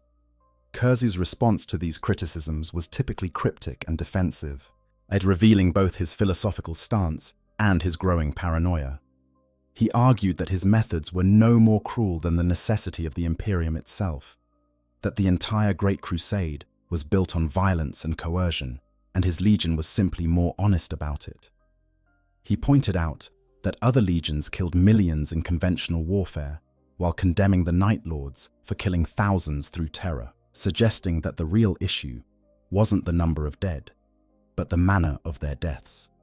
He accused his critics of hypocrisy, of being willing to celebrate glorious battles that destroyed entire civilizations, while clutching their pearls at the Night Lords' more direct approach to achieving the same objectives. There was, it must be admitted, a grain of truth in Curze's defense. What the Imperium did operate through violence and threats of violence. Other legions did kill millions to bring worlds into compliance. The entire Great Crusade was fundamentally a conquest, humanity expanding through force and imposing its will on anyone who refused to submit peacefully. The Night Lords were different only in being more efficient and more obvious about the brutality that underlay the entire Imperial project. But this philosophical argument didn't address the fact that the Night Lords were becoming less controlled, more excessive, more willing to engage in cruelty for its own sake, rather than as a means to achieve military objectives. The censure stung Curze more than he wanted to admit, or perhaps more than he could admit, without undermining his carefully constructed fatalistic worldview. While he had never been close to most of his brothers, finding their concepts of honor and glory and noble warfare to be naive at best and hypocritical at worst. He saw them celebrating battles that killed millions while condemning his tactics that terrified thousands, but ultimately spared far more lives through preventing prolonged resistance. To be judged by beings he considered his moral equals at best, to be condemned for efficiency and results by Primarchs whose methods were just as violent but less effective, felt deeply unjust. The one brother he had believed might understand him was Fulgrim, who had served as his tutor when he first arrived in the Imperium, who had tried to teach him imperial culture and proper conduct. In a rare moment of vulnerability, of reaching out for connection or understanding, or perhaps just validation, Kersey confided in Fulgrim about his visions. He told his brother that he had foreseen a great betrayal, that the Space Marine legions would turn on each other in a civil war that would tear the Imperium apart, that the Emperor himself would fall. He spoke of these visions hoping for what exactly? Understanding. Reassurance that the future he saw could be changed. Some acknowledgement that he wasn't mad, that his visions were real, that his fears were justified. Instead, Fulgrim was horrified and deeply confused. He didn't know what to make of these claims, couldn't understand whether they were prophetic visions that needed to be taken seriously, or symptoms of Kersey's deteriorating mental state that required intervention. The idea that the legions would betray the Emperor, that brothers would turn on brothers, as that the Great Crusade would collapse into civil war, it seemed impossible, unthinkable, the ravings of a madman rather than genuine prophecy, and rather than keeping this disturbing confidence to himself, rather than protecting his brother's trust, Fulgrim made the fateful decision to tell another Primarch, Rogel Dawn of the Imperial Fists, about Kersey's troubling predictions. This betrayal of confidence, this violation of trust between brothers, would prove to be the final straw that broke whatever restraint Konrad Curze had been exercising over his darkest impulses. When Dawn confronted the Night Haunter about these visions, questioning his mental fitness and suggesting that he might need to be removed from command of his legion for his own good and the safety of others, something in Konrad Curze snapped completely. Here was the proof that his visions were correct, that even his closest brothers would turn against him, that betrayal was inevitable and already beginning, that trust was a weakness waiting to be exploited. In a rage that combined his prophetic knowledge with very present anger at being called insane, at being treated like a mental patient rather than a brother, at having his warnings dismissed and his trust violated, Kersey attacked Dawn. The assault was sudden and brutal, Curze's Primarch abilities allowing him to wound the Imperial Fist's Primarch before other Space Marines could intervene and separate the two. It was an unprecedented breach of protocol, an attack by one Primarch on another outside of any formal duel or legitimate grievance, the kind of incident that should have resulted in severe consequences. The incident should have resulted in Kersey being brought before the Emperor to answer for attacking a brother Primarch. It should have meant a reckoning for the Night Lord's increasingly excessive tactics. It should have been the moment when someone in authority recognized that Konrad Curze needed help, that his visions were destroying his sanity, that the path he was walking would lead to catastrophe for himself and his legion. It should have been the intervention point where the trajectory could have been altered, where something might have been done to prevent what was coming. Instead, Konrad Curze fled. He gathered the Night Lord's fleet, called in ships from across the sector where they had been conducting operations, and departed for Nostromo without explaining to anyone what had happened or where he was going. He left behind a trail of confused reports about an attack on Rogel Dawn, about the Night Lords withdrawing from their assigned theaters of operation without orders, about a Primarch apparently going rogue. The Imperial authorities, already stretched thin by the demands of the Great Crusade, didn't immediately pursue him. They assumed he needed time to cool down, that this was a family squabble that would resolve itself, that Kersey would eventually return to face whatever punishment the Emperor deemed appropriate. When Kersey arrived at Nostromo, what he found there confirmed his darkest suspicions and vindicated his bleakest prophecies.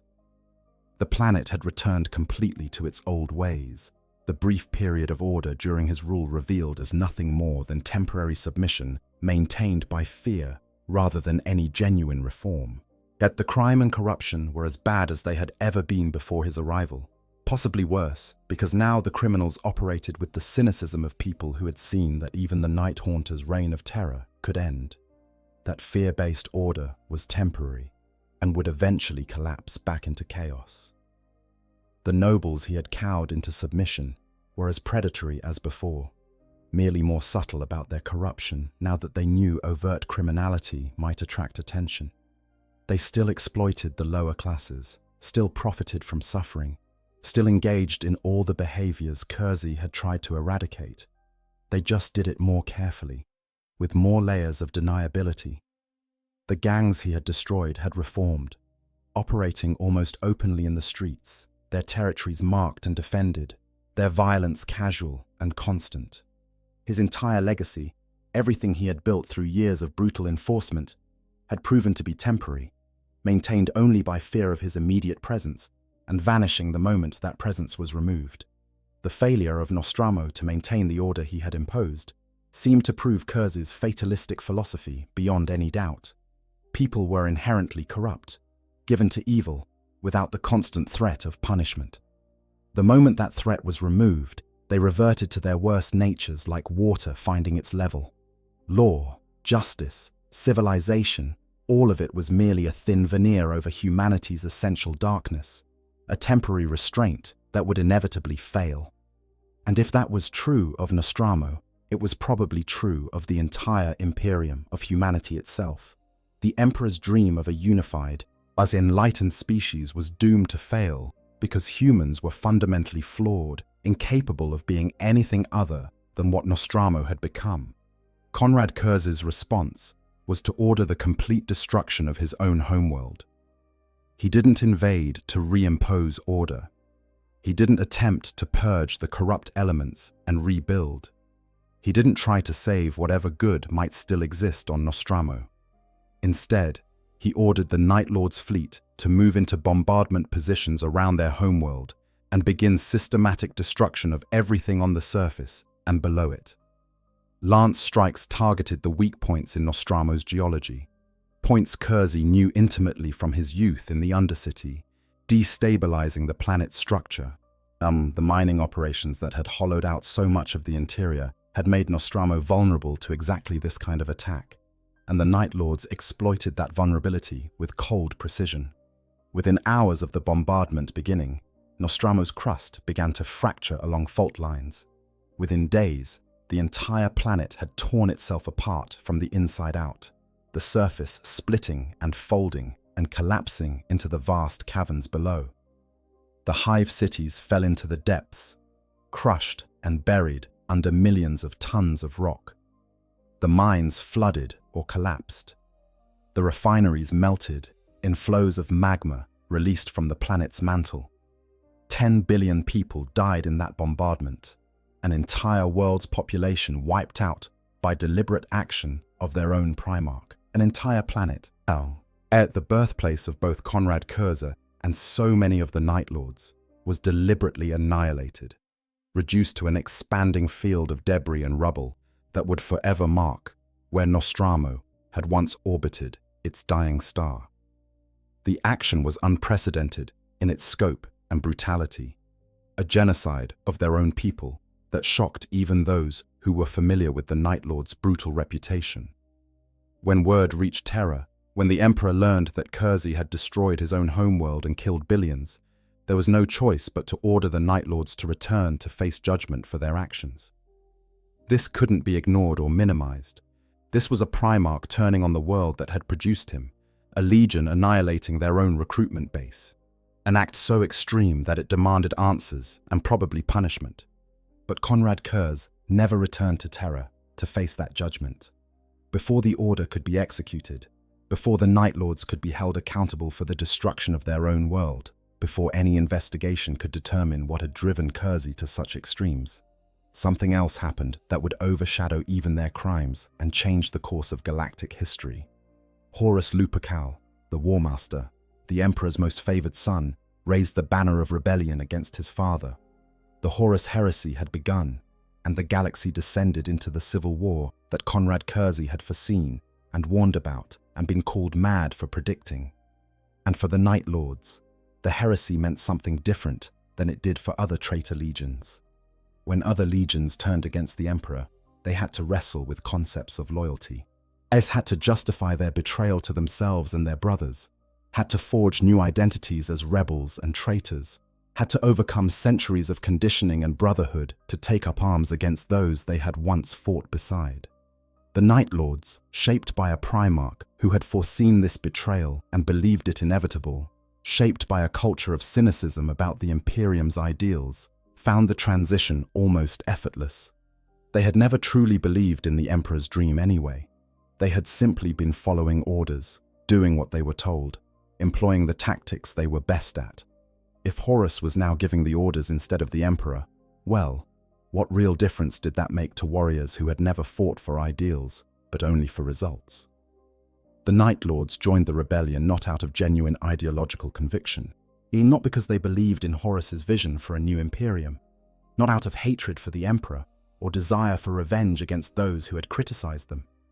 They joined because they had been condemned by the Imperium for their brutality, censured by other legions for their methods, ordered to face judgment for crimes that they saw as no different from what the Imperium itself perpetrated on a grand scale. Horus offered them freedom from that hypocrisy, permission to wage war as they saw fit, without having to justify their methods to anyone, the chance to hurt those who had judged them. It was an offer they found impossible to refuse, not because it appealed to their principles, but because it aligned with their nature. More than that, the Horus heresy represented to Conrad Kersey proof that his visions had been accurate all along, a vindication of prophecies that had seemed mad when he first spoke them. He had foreseen this civil war years before it happened, had tried to warn people, and had been called insane for it, had his mental fitness questioned, and his trust betrayed. Now that the prophecy was coming true, exactly as he had predicted it, now that the legions were turning on each other exactly as his visions had shown, it confirmed his belief that the future was inevitable and unchangeable, that free will was an illusion, that everything that would happen had already been determined. If the heresy could not be prevented, if even the Emperor couldn't stop his favored son from betraying him, then nothing could be changed, and Kersey bore no responsibility for the atrocities he would commit. That he was simply playing his part in a drama that had been written before the actors took the stage, fulfilling a destiny that had been predetermined before he was created. The guilt for what he would do belonged not to him, but to fate itself, to the uncaring universe that had shown him this future and then forced him to live it. This fatalistic mindset would define the Night Lords' participation in the Horus heresy. While other traitor legions threw themselves into the war with passion or ambition or dark religious fervor, while they fought for Horus's vision or for revenge or for the glory of the Chaos Gods, the Night Lords approached it with an almost businesslike attitude. They fought not for Horus's vision of a new Imperium, not for revenge against the Emperor who they felt had wronged them, and not even for their own advancement or the favor of dark powers. They fought because that was what the script demanded, what the visions had shown would happen, and who were they to argue with fate? They fought because fighting was what they did, what they were good at, what their nature compelled them to do, regardless of which side gave the orders.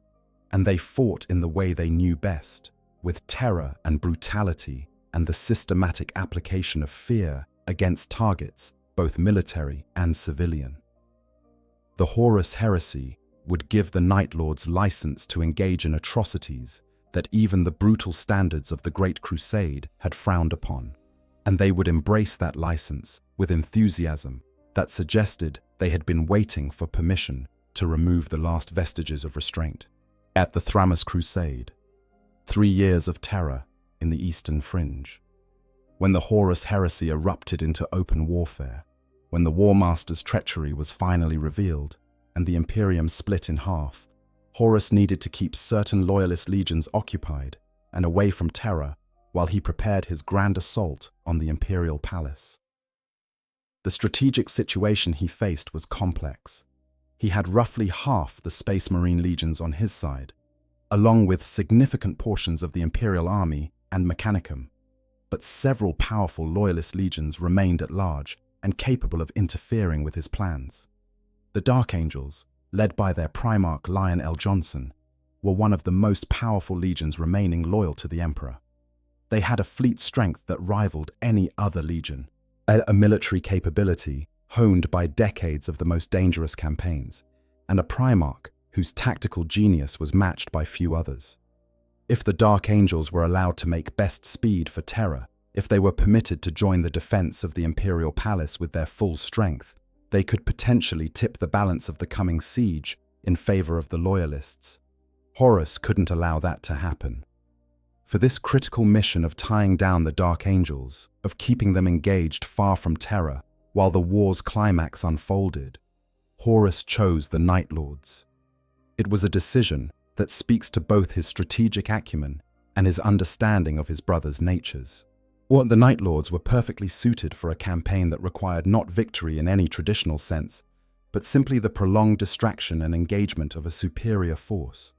They excelled at hit-and-run tactics, at avoiding direct confrontation while still inflicting psychological damage, at dragging out conflicts through terror and evasion. And if the task required atrocities that would drive the lion into pursuing them with single-minded fury, regardless of strategic considerations, well, that was precisely what the Night Lords did best.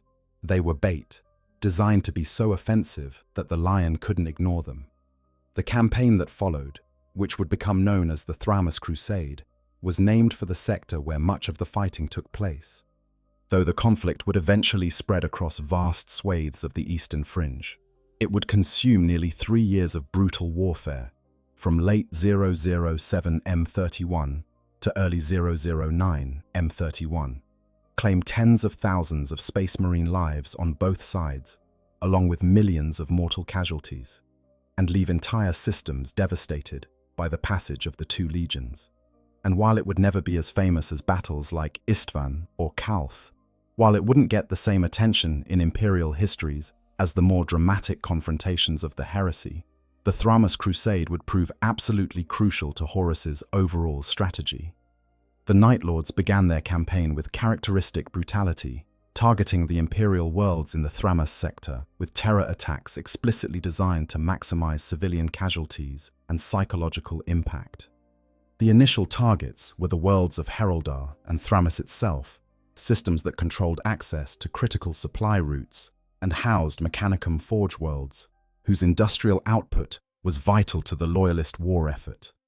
If these systems fell to the traitors, it would deal a significant blow to the Imperium's ability to wage war across the eastern fringe, cutting off supplies and reinforcements to hundreds of Imperial worlds. But Horus's orders to the Night Lords went beyond simple military conquest. He wanted these worlds not just defeated, but devastated, their populations terrorized to the point where stories of what happened would spread across the entire sector and beyond. He wanted the Lion to hear about the atrocities being committed and come rushing to stop them. Yes, pulling the Dark Angels further and further from Terra in pursuit of the Night Lords. It was a strategy of provocation, using civilian suffering as bait to lure in a Loyalist legion, and the Night Lords executed it with horrifying effectiveness and what might have been enthusiasm. The early stages of the Thramas Crusade saw the Night Lords operating with almost complete freedom, facing no significant opposition from Loyalist Space Marine forces. There were only mortal soldiers and planetary defense forces who were utterly unprepared for the kind of warfare the 8th Legion practiced, who had trained to fight conventional military threats rather than terror troops who deliberately targeted civilians. The Night Lords struck at civilian targets first and military objectives second. He massacred populations in ways specifically calculated to inspire horror, displayed their victims in configurations designed to maximize psychological impact on survivors, and moved on to the next target before any effective response could be organized against them. On the world of Kenrak, the local Imperial garrison made the brutal calculation that death at their own hands would be preferable to whatever fate the Night Lords had in store for the civilian population. They began systematically executing citizens in supposedly merciful ways. Quick deaths by laser gun, rather than the prolonged tortures the Night Lords would inflict. The garrison commander broadcast his reasoning to his troops and the population. This was an act of mercy, sparing them from suffering that would be unimaginable. Whilst the Night Lords responded to this resistance by taking their time when they finally captured the garrison, demonstrating in excruciating detail exactly what the commander had been trying to spare his people from. On Crucible, the Solar Auxilia forces found themselves vastly outnumbered and critically undersupplied due to constant Night Lords' raids against supply convoys and logistics bases. The commander, Captain General Morda, was forced to conscript every able-bodied civilian and arm them with whatever weapons could be found. Autoguns, stub pistols, improvised explosives, even melee weapons for those unlucky enough to be conscripted, but not lucky enough to get ranged weapons. The defense of Crucible would become one of the campaign's most desperate sieges, almost with a handful of professional soldiers and thousands of poorly trained civilians holding out for 6 months against sustained Night Lord's assault. The defenders of Crucible managed to hold not through military skill or superior tactics, but through sheer stubborn refusal to surrender, even when logic said they should. They knew that surrender to the Night Lords wasn't really an option, that capitulation would just mean dying slowly instead of dying fighting. Mordi kept his forces motivated through a combination of inspirational leadership and the grim reality that the Night Lords had already demonstrated what happened to those who surrendered. When the Dark Angels finally relieved the siege, they found Mordi and a few hundred battered survivors still holding a fraction of the world's defenses, as surrounded by the bodies of thousands of civilians who had died fighting an enemy they had no hope of defeating. The Night Lords also seized the Triplex system, a trio of Forge worlds, Triplex Fall, Triplex Aegis, and Triplex Mortis, whose industrial capacity was critical to the Loyalist war effort. These Forge worlds had remained loyal to the Emperor when much of the Mechanicum had turned traitor, and their combined production of weapons, armor, vehicles, and warships was a significant asset. The Night Lords captured all 3 worlds in rapid succession over the course of just a few weeks, using a combination of direct assault and psychological warfare that broke the defenders' resistance.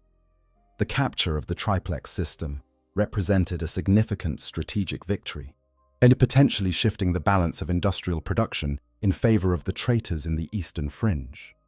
But it came at the cost of alienating what Mechanicum forces remained in the region, many of whom began to realize that the Night Lords were more interested in destruction than in preserving valuable assets. The 8th Legion had damaged the Forge worlds during their assault, breaking machinery and killing tech priests who possessed irreplaceable knowledge, treating the capture more like a raid for plunder than a strategic operation designed to preserve production capabilities. It was during this period of relatively unopposed operations, when the Night Lords ranged across the Eastern Fringe without significant resistance, that the cracks in the Legion's unity began to widen into chasms. But the 8th Legion had never been particularly cohesive compared to other legions, with individual companies often operating independently and captains pursuing their own interpretations of Conrad Kurz's orders, or simply doing whatever they thought would be most effective. But the freedom of the heresy, combined with the massive influx of Nostraman recruits who were more criminals than soldiers, created distinct factions within the Legion with very different visions of what the Night Lords should be. The older veterans, those who had served since the days of the Terran prison sinks, still saw themselves as warriors who employed terror as a tool in service of military objectives. They wanted to fight with some semblance of military discipline, to wage war that had clear objectives beyond mere slaughter, and to function as a legion rather than a mob. They understood that terror tactics were most effective when they were calculated and controlled, when atrocities served strategic purposes rather than being committed for their own sake. They remembered when the Night Lords had been the Emperor's weapon of terror, employed against specific targets for specific reasons, and they wanted to maintain at least some of that professional identity. The newer recruits from Nostramo, on the other hand, saw the heresy as license to indulge their worst impulses without restraint or consequence. They wanted to kill and torture and terrorize without any higher purpose than their own satisfaction, to give full rein to the darkness that Nostramo had bred into them. Well, they didn't care about military objectives or strategic considerations. They just wanted to hunt and kill and enjoy the fear they inspired in their prey. For them, being a Night Lord meant being the ultimate predator, the monster everyone feared, the darkness that consumed everything it touched. The war gave them permission to be the worst versions of themselves, and they intended to embrace that opportunity fully. These different factions began to clash, sometimes violently, over how the Legion should prosecute the campaign. Veterans would plan careful operations designed to achieve specific military objectives while minimizing unnecessary risk, only to have Nostrum gangs ignore the plans and launch their own raids, motivated purely by bloodlust. As companies that tried to maintain discipline found themselves undermined by warbands that operated according to no rules beyond kill everything. The Legion was fragmenting even as it fought, coming apart along fault lines that had been developing for decades, but were now breaking open under the stress of war without oversight. Konrad Kurz himself was becoming increasingly unstable during this period, his mental state deteriorating rapidly under the stress of the heresy and his visions. He had always been troubled by his prophetic abilities, tormented by seeing a future he believed he couldn't change. But the stress of the civil war, the vindication of his darkest prophecies, the knowledge that everything he had foreseen was coming true exactly as predicted, it intensified his visions to the point where he could barely function as a military commander. He would fall into catatonic states, completely lost in visions of the future, unable to respond to the present or give orders to his legion. During these episodes, which could last for days or even weeks, Kersey would simply sit or stand motionless, his eyes open but seeing nothing of the present, his consciousness lost somewhere in the future, watching events that hadn't happened yet. His sons learned to work around these episodes, posting guards to protect him while he was vulnerable and continuing operations without his direct input. But the lack of central leadership accelerated the Legion's fragmentation. During Kersey's periods of incapacity, command of the Legion fell to his first captain, Jago Sevatarion, universally known as Sevatar, who struggled heroically to hold the fragmenting Legion together while also prosecuting the campaign against worlds that were beginning to mount more effective resistance. Sevatar was perhaps the only Night Lord with the combination of tactical genius, combat prowess, and sheer force of personality needed to command any respect from the increasingly unruly Legion. He was a warrior who combined the brutality expected of a Night Lord with a capacity for strategic thinking that few others in the Legion possessed. A killer who understood that terror was most effective when it was precisely applied rather than randomly distributed. Sevatar commanded the Atramentar, the Legion's elite First Company Terminators, warriors who had been with the Legion since its earliest days and who maintained standards of discipline and professionalism that were increasingly rare in the 8th Legion. He was widely considered one of the deadliest warriors in any of the Space Marine legions, a combatant whose speed and skill were legendary. He had famously fought Sigismund of the Imperial Fists, widely regarded as the greatest swordsman among the Astartes, to a standstill for hours before ending the duel with a headbutt when he grew bored with the proceedings, a move that was either brilliant improvisation or shameless cheating, depending on who you asked. As the Night Lord's campaign of terror spread across the Eastern Fringe, consuming world after world in an orgy of violence that served both military and sadistic purposes, Lion L. Johnson and the Dark Angels finally arrived to oppose them. The Lion had been stationed far from Terra before the heresy began, positioned at the edge of the Imperium as part of Horus's careful arrangement of loyalist legions to ensure they couldn't easily intervene when he made his move. Upon learning of the betrayal, upon receiving word that Horus had turned traitor and was leading a rebellion against the Emperor, the Lion had immediately begun moving his legion back toward Terra at best possible speed. But the warp storms that accompanied the heresy, those reality-tearing tempests that were part supernatural and part consequence of the massive psychic upheaval as half the Imperium turned on the other half, made travel difficult and unpredictable. The journey that should have taken weeks took months, but with the Dark Angel's fleet being thrown off course, forced to take circuitous routes, sometimes emerging from the warp light years from where they had aimed. By the time the Dark Angels finally emerged from warp transit near the Eastern Fringe, by the time they could get their bearings and assess the strategic situation, they found that region of space already engulfed in the Night Lord's campaign of systematic destruction. The lion's response to what he found was driven by cold fury rather than hot rage, by calculated anger rather than emotional outburst. He was not a primarch given to displays of emotion or passionate speeches. The lion was famously reserved, controlled, his feelings buried deep beneath layers of discipline and strategic thinking. But the systematic atrocities committed by the Night Lords offended him on a fundamental level that penetrated even his legendary emotional control. The Dark Angels were a legion who prided themselves on their discipline and their prosecution of wars with ruthless efficiency, but also with a code of honor that distinguished them from mere butchers. What the Night Lords were doing wasn't warfare by the lion standards. It was simply butchery dressed up in military trappings, murder masquerading as strategy. The lion also understood, with the tactical acumen that made him one of the greatest strategic minds among the primarchs, that he had been outmaneuvered at the strategic level. The Night Lords had already captured key systems, including the vital Triplex Forge worlds. Their terror tactics had so traumatized the civilian populations that restoring Imperial control would require extensive resources and time, and their campaign was structured specifically to provoke him into pursuit. More importantly, the lion recognized with growing frustration that Horus had sent the Night Lords specifically to tie down the Dark Angels, to keep them engaged in the eastern fringe chasing shadows, while more important battles were being fought closer to Terra, while the fate of the Imperium was being decided in his absence. Yet the lion couldn't simply ignore what was happening, couldn't calculate that the strategic situation demanded he abandon the eastern fringe and make best speed for Terra, regardless of what happened to the worlds behind him. The populations of the eastern fringe were Imperial citizens, loyal to the Emperor, and they were being systematically terrorized and slaughtered by a traitor legion.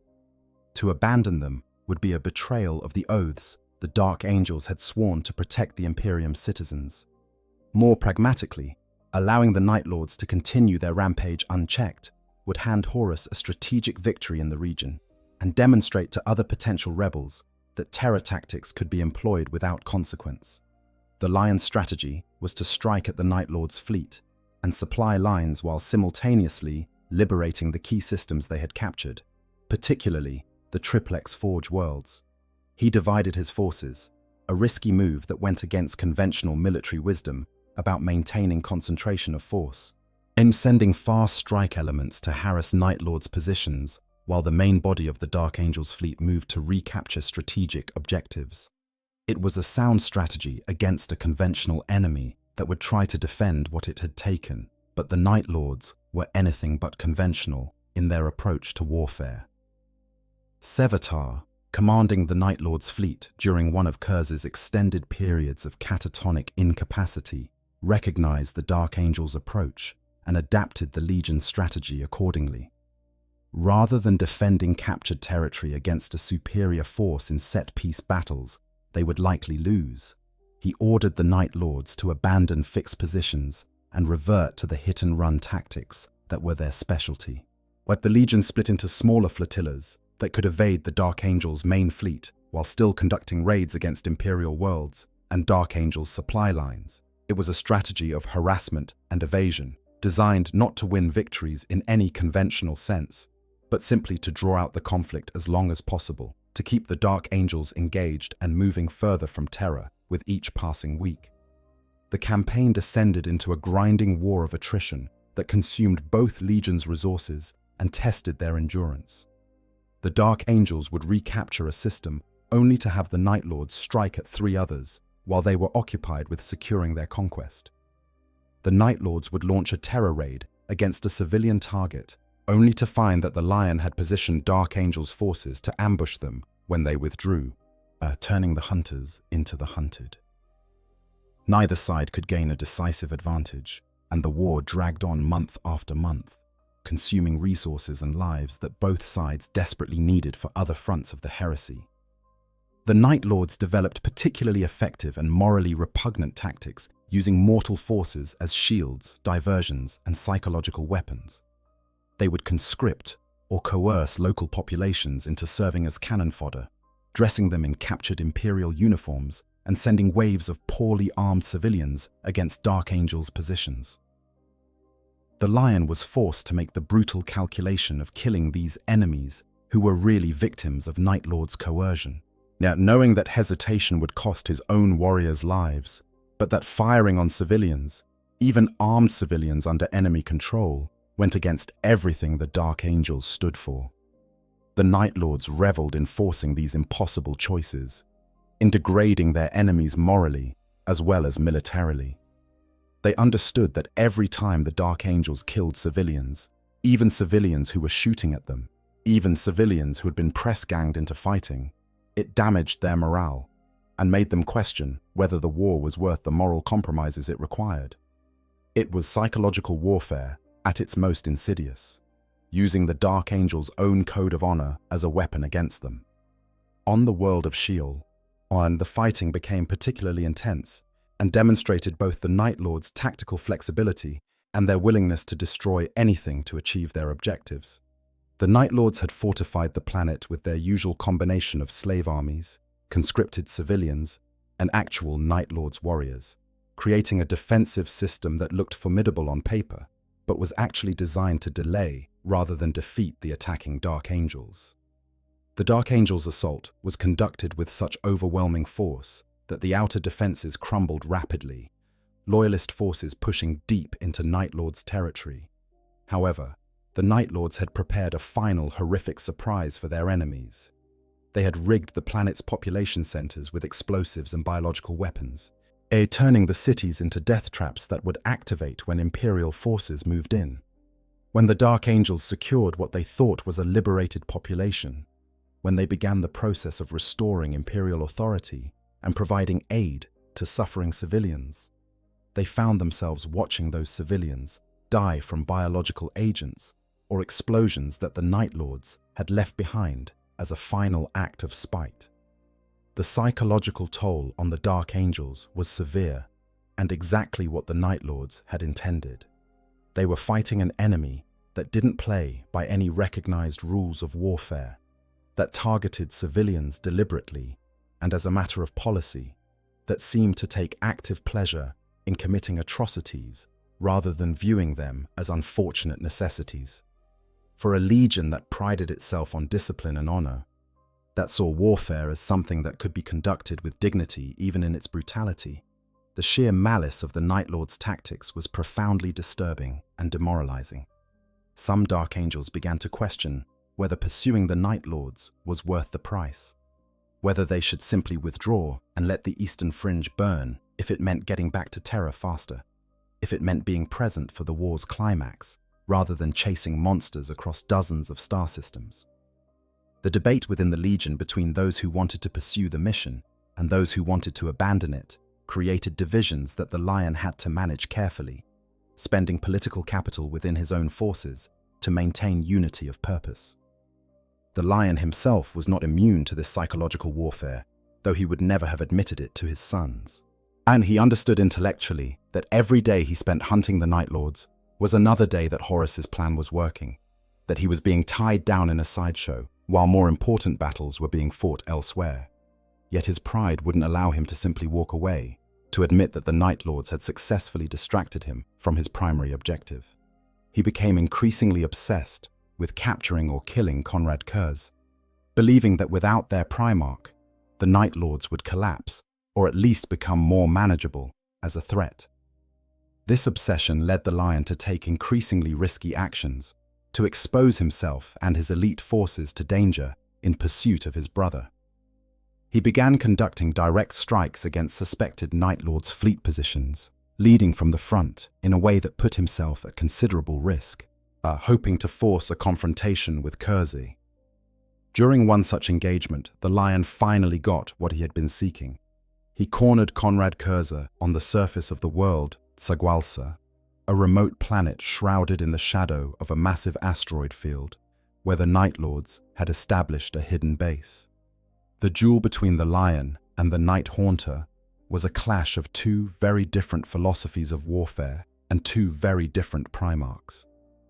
The lion fought with discipline and precision, every move calculated, every strike measured, his combat style reflecting decades of martial training and countless battles. His swordsmanship was technical perfection, his defense nearly impenetrable, his attacks devastatingly effective. He fought like a master craftsman, each movement economical and purposeful. Kersey fought like a wild animal, as all fury and aggression, driven by visions of this exact moment that he had seen countless times before in his prophetic dreams. He knew how this fight would go because he had already seen it play out, but that knowledge didn't help him because the visions showed him losing, showed him being wounded, showed him barely surviving. But the visions also showed him that this wasn't where he would die. His death would come later, at the hands of an assassin, not in combat with his brother. That knowledge made him both reckless and strangely fatalistic, fighting with the fury of someone who knows he will survive, but doesn't particularly care whether he does. The battle raged across the surface of Tsagualsa, two Primarchs trading blows that would have killed lesser beings instantly, yet their weapons meeting with impacts that cracked stone and sent shockwaves rippling through the ground. They fought for what seemed like hours, but was probably only minutes, time losing meaning in the intensity of combat between two beings of such immense power. Dark Angels and Night Lords. Forces fought around them, creating a wider battlefield where the fate of the campaign might be decided. In the end, the Lion won the duel, but barely and at great cost.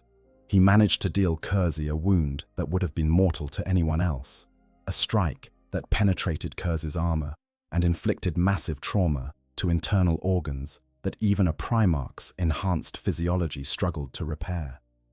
Kersey fell, bleeding from multiple wounds, his body shutting down from shock and blood loss. Apparently dead, or at least so close to death that the distinction seemed academic. The Lion believed he had killed his brother, believed that the Night Lord's Primarch was finally ended. But Kersey was a Primarch, and Primarchs are notoriously difficult to kill permanently. His enhanced biology, his supernatural resilience, the sheer force of will that kept him functioning even when his body should have failed, all of it combined to keep him alive even when death seemed certain. Before the Lion could confirm the death of his brother, before he could make absolutely sure that Conrad Kurz was truly ended, Night Lord's reinforcements arrived in force. The Lion was forced to withdraw, to avoid being surrounded and cut off from his own forces, taking the unconscious and apparently dying Kersey with him as a prisoner aboard his flagship, the Invincible Reason. The capture of Conrad Kurz should have ended the Thramas Crusade decisively in the Dark Angels' favor. With their Primarch imprisoned aboard the Dark Angels' flagship, with no central leadership and no clear chain of command, the Night Lords should have either surrendered or at least entered negotiations for their Primarch's return. The conventional military wisdom suggested that a legion without its Primarch was like a body without a head, capable of thrashing around and causing damage, but ultimately directionless and doomed to defeat. Instead, something unexpected happened that demonstrated both the Night Lord's unusual character and Sevatar's exceptional qualities as a commander. Rather than surrendering or fragmenting completely, or rather than accepting that the campaign was lost and withdrawing to regroup elsewhere, Sevatar organized a desperate boarding action against the Invincible Reason. It was an audacious plan that bordered on suicidal. Boarding actions against capital ships are always incredibly dangerous operations with high casualty rates, and boarding the flagship of another legion while they're on full alert and holding your Primarch prisoner is the kind of operation that gets entire companies killed without achieving anything. But Sevatar had an advantage that no one knew about, a secret he had kept hidden for years because Conrad Kersey had forbidden the use of psychic powers within the Legion. Sevatar was a nascent psyker, someone with latent psychic abilities that he had suppressed and hidden throughout his service. Kersey had known about these abilities and had ordered Sevatar to never use them, based on the Primarch's understanding that in some Space Marines, psychic abilities indicated an incompatibility with the gene seed that would eventually prove fatal. But with Kurz unconscious and the Legion's survival at stake, Sevatar made the decision to break that prohibition. Using psychic abilities he had suppressed for decades, abilities that surged forth now that he had consciously decided to use them, Sevatar reached out to Kurz's unconscious mind in an attempt to wake the Primarch. It was an incredibly dangerous action. Making psychic contact with anyone's mind without training is risky, but making contact with a Primarch's consciousness is exponentially more dangerous. Primarch minds operate on levels beyond normal human comprehension, and Kurz's mind in particular was a labyrinth of visions and nightmares that would have driven most psychers irretrievably insane. The psychic shock of contact with Kurz's mind nearly killed Sevatar. The Night Haunter's consciousness was a maelstrom of prophetic visions, countless possible futures layered on top of each other, scenes of violence and death and betrayal playing out simultaneously, all of it wrapped in darkness so profound it seemed to have weight and substance. Sevatar found himself drowning in visions that weren't his own, seeing futures that hadn't happened yet, experiencing Kurz's prophetic curse firsthand, and understanding for the first time why his Primarch was the way he was. But Sevatar persisted, pushed through the psychological trauma, and somehow, impossibly, he succeeded in waking Kurz. Yet the Primarch arose from his unconscious state in the middle of the Dark Angel's flagship like a monster from a nightmare, and absolute chaos ensued. Konrad Kurz, wounded and enraged and barely coherent, rampaged through the invincible reason, while Sevatar and the Atramentar fought a desperate holding action to secure an escape route. The Night Haunter moved through the flagship's corridors like a force of nature, killing Dark Angels with terrifying efficiency, his Primarch abilities allowing him to fight effectively, even with injuries that would have incapacitated lesser beings. The Lion rushed to confront his brother again, unwilling to let Kurz escape after having finally captured him. The two Primarchs clashed once more in the corridors of the flagship, their second duel as brutal as the first, but more desperate because both knew that time was limited. Kurz wasn't trying to win this time. He couldn't win in his current injured state against a fresh opponent. He was simply buying time for Sevatar and the Atramentar to secure their withdrawal, sacrificing any chance of recovering fully in order to create an opening for his sons to escape. In the chaos of the boarding action and the Primarch duel, with alarms blaring and Dark Angels rushing to contain the breach, Sevatar made a tactical decision that would haunt him and that demonstrated the cold pragmatism that defined Night Lord's philosophy. He ordered the slower Night Lord's vessels, those ships that couldn't escape before the Dark Angels could react, to remain behind and cover the retreat of the rest of the fleet. Though this meant abandoning hundreds of his brothers to capture or death, sacrificing them so that the bulk of the Legion could survive to fight another day.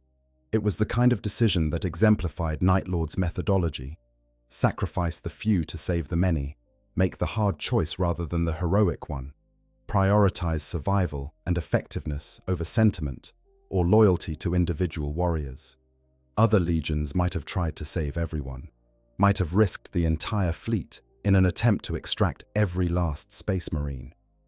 But Sevatar calculated that losing some of the fleet now was preferable to losing all of it. And he made that calculation without hesitation or regret, because that's what effective command required. The ploy worked, at least partially. Kurz managed to break away from his duel with the Lion and teleport back to his own flagship, just as it was preparing to flee the system.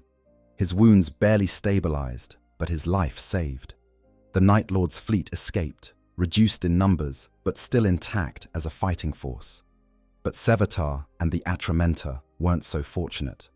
Cut off from their extraction point by Dark Angel's reinforcements, surrounded on the invincible reason, with no possibility of fighting their way to the teleportation chambers, they found themselves in an impossible situation.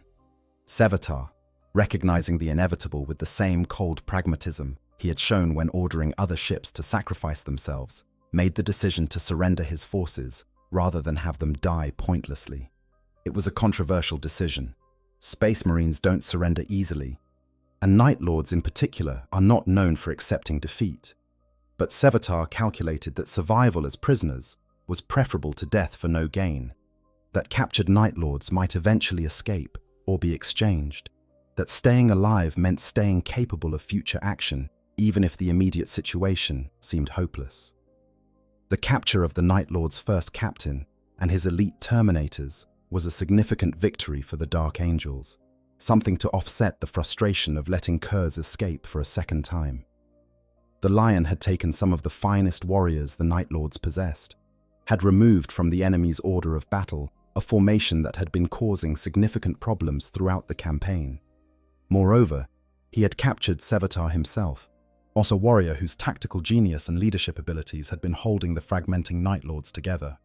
Without him, the 8th Legion might finally collapse into complete disarray. But the victory came at significant cost. The Dark Angels had suffered substantial casualties in the boarding action, had their flagship damaged by Kurz's rampage through its corridors, had expended resources and time they could ill afford to waste. The Night Lord's fleet had escaped, reduced but still dangerous, still capable of conducting terror operations across the eastern fringe. And Konrad Kurz was once again at large, wounded but alive, still capable of leading his legion, even if his leadership was increasingly erratic and questionable. The Thramas Crusade continued for several more months after the boarding action. But the character of the fighting changed dramatically. With Sevatar captured and Kurz barely recovered from his injuries, the Night Lords became more fragmented, more difficult to coordinate, more likely to pursue their own agendas rather than any coherent legion-wide strategy. Some warbands continued to wage war according to the original plan, tying down Dark Angel's forces through terror raids and calculated atrocities. Others simply became pirates and raiders, attacking any target of opportunity, regardless of its strategic value, more interested in personal gain and the pleasure of killing than in any military objective. The Dark Angels, recognizing that they had been successfully tied down for nearly 3 years, while more important battles raged elsewhere, began withdrawing their forces from the eastern fringe. The Lion left behind garrison forces to maintain order and hunt down the remaining Night Lords' warbands, but he took the bulk of his legion and began the long journey toward terror. By the time he finally broke away from the Thramas Crusade, by the time he extracted his forces from the quagmire that the eastern fringe had become, precious time had been lost, and the siege of terror was already underway. Horus's strategy had succeeded. The Night Lords had accomplished their mission not through winning battles, but through losing them slowly, not through defeating the Dark Angels, but through forcing them to chase shadows for 3 years. The Night Lords had been effectively destroyed as a unified legion. They had lost perhaps a fifth of their strength in the campaign, with casualties spread across 3 years of brutal fighting. And they had lost their command structure with Sevatar captured and Kurzay incapacitated. But they had achieved their strategic objective of keeping the Dark Angels away from terror during the crucial early years of the heresy. For the Night Lords, the Thramas Crusade marked the effective end of their existence as a unified legion under central command. They had fragmented into dozens of semi-independent warbands, some of which continued to serve Horus's cause, while others simply pursued their own agendas of piracy and terror. When Horus finally assaulted Terra, only a fraction of the Night Lords were present, and they played a relatively minor role in the siege compared to other traitor legions. The legion that had been the Emperor's weapon of terror had destroyed itself through its own methods, proving in the most ironic way possible that those who live by fear eventually die by it as well. The Prince of Crows, Jago Sevatarion, and the soul of the Legion. No examination of the Night Lords would be complete without a detailed exploration of Jago Sevatarion, universally known as Sevatar and called the Prince of Crows, who served as first captain of the Night Lords and commander of the elite Atramenta Terminators. He was quite possibly the single most dangerous warrior the 8th Legion ever produced, and his legend extends far beyond mere martial prowess to encompass tactical genius, darkly sardonic wit that could cut like a knife, and a complex relationship with Konrad Kurz that helped define the Legion's character during some of its most critical and troubled moments. Sevatar was born in City's Edge, at one of the most dangerous districts of Nostramo Quintus, the capital city of the sunless world of Nostramo, more than a century before the Horus heresy would engulf the galaxy. Even by Nostraman standards, City's Edge was a hellhole, a place where the already harsh realities of life on that dark world were amplified to almost unbearable levels. The district's name came from its location at the very edge of the habitable zone, where the twilight band gave way to the frozen wastes of the dark side of the planet. It was a transitional area where the desperate and the criminal gathered, where those fleeing from other districts came to disappear, where people went when they had nowhere else to go. From childhood, young Jago displayed the psychic abilities that would later prove so crucial to his story and to the Legion's fate. Instead, he could hear the thoughts of others, sense emotions and intentions bleeding through from minds around him, occasionally catch glimpses of possible futures, though nothing like the clarity and intensity of Kurz's visions. In Nostroman culture, psychic abilities were viewed with suspicion at best and murderous hostility at worst, seen as marks of mutation or corruption that marked their bearer as unnatural and dangerous. These abilities brought Sevatar constant pain during his youth, a psychic sensitivity that made the already harsh existence on Nostramo even more unbearable. Imagine being able to feel the malice and cruelty radiating from everyone around you, being unable to escape from the psychic weight of a society built on predation and suffering. Every interaction was colored by this additional layer of perception, and every encounter with another person came with the burden of feeling their emotions and sometimes their surface thoughts. For a child growing up in one of the most violent places on one of the most violent worlds in the sector, this psychic sensitivity was torture. When the Night Lords began recruiting from Nostramo after Conrad Kurz's discovery and elevation to Primarch, young Jago was among the first selected from his generation. The Legion's recruiters saw in him the qualities they valued: ruthlessness tempered with intelligence, violence coupled with survival instinct, the capacity for cruelty combined with tactical thinking. The transformation into a space marine offered an escape from the psychic torment, or at least that's what Sevatar might have hoped. Instead, it intensified his abilities even as it gave him the mental discipline and strength to suppress them more effectively. Kurzi himself was aware of Sevatar's psychic nature almost from the beginning, recognizing in the young space marine abilities similar to his own prophetic visions, though far less developed and potent. The Primarch forbade Sevatar from using his psychic gifts, based on his understanding that in some space marines, the manifestation of psychic abilities indicated an incompatibility with the gene seed that would eventually prove fatal. The Night Lord's gene seed, derived from Kurz's own troubled genetic material, seemed particularly prone to rejecting psychic individuals, and Kurzi had seen what happened to those who tried to use such powers anyway: madness, mutation, death. So Sevatar learned to suppress his powers, to lock them away behind mental barriers constructed through brutal self-discipline, to pretend they didn't exist and ignore them even when they tried to manifest. But suppressing psychic abilities doesn't make them go away. It merely prevents their expression, and the psychic energy builds up like pressure behind a dam. For years, decades even, Sevatar existed with this building pressure, feeling it grow with each passing year, knowing intellectually that eventually the dam would break, but having no choice but to maintain it or risk death from the genetic incompatibility Kurz had warned him about. Despite this significant handicap, or perhaps in some ways because it forced him to rely on skill and tactics rather than any supernatural advantages, Sevatar proved to be an extraordinary warrior from his earliest days in the Legion. He was fast beyond even Astartes' norms, his reactions so quick they seemed almost supernatural, which they were, subtly enhanced by the psychic abilities he was trying so hard to suppress. He could read opponents with uncanny accuracy, anticipating their moves before they made them, finding weaknesses in defenses that should have been impenetrable, exploiting openings that other warriors wouldn't even perceive. His weapon of choice was a chainglaive he named Night's Whisper, a weapon that became as legendary as its wielder. Unlike the roaring, brutal chain weapons used by most space marines, weapons that announced their presence and whose very noise was part of their psychological impact, Night's Whisper was said to purr rather than roar.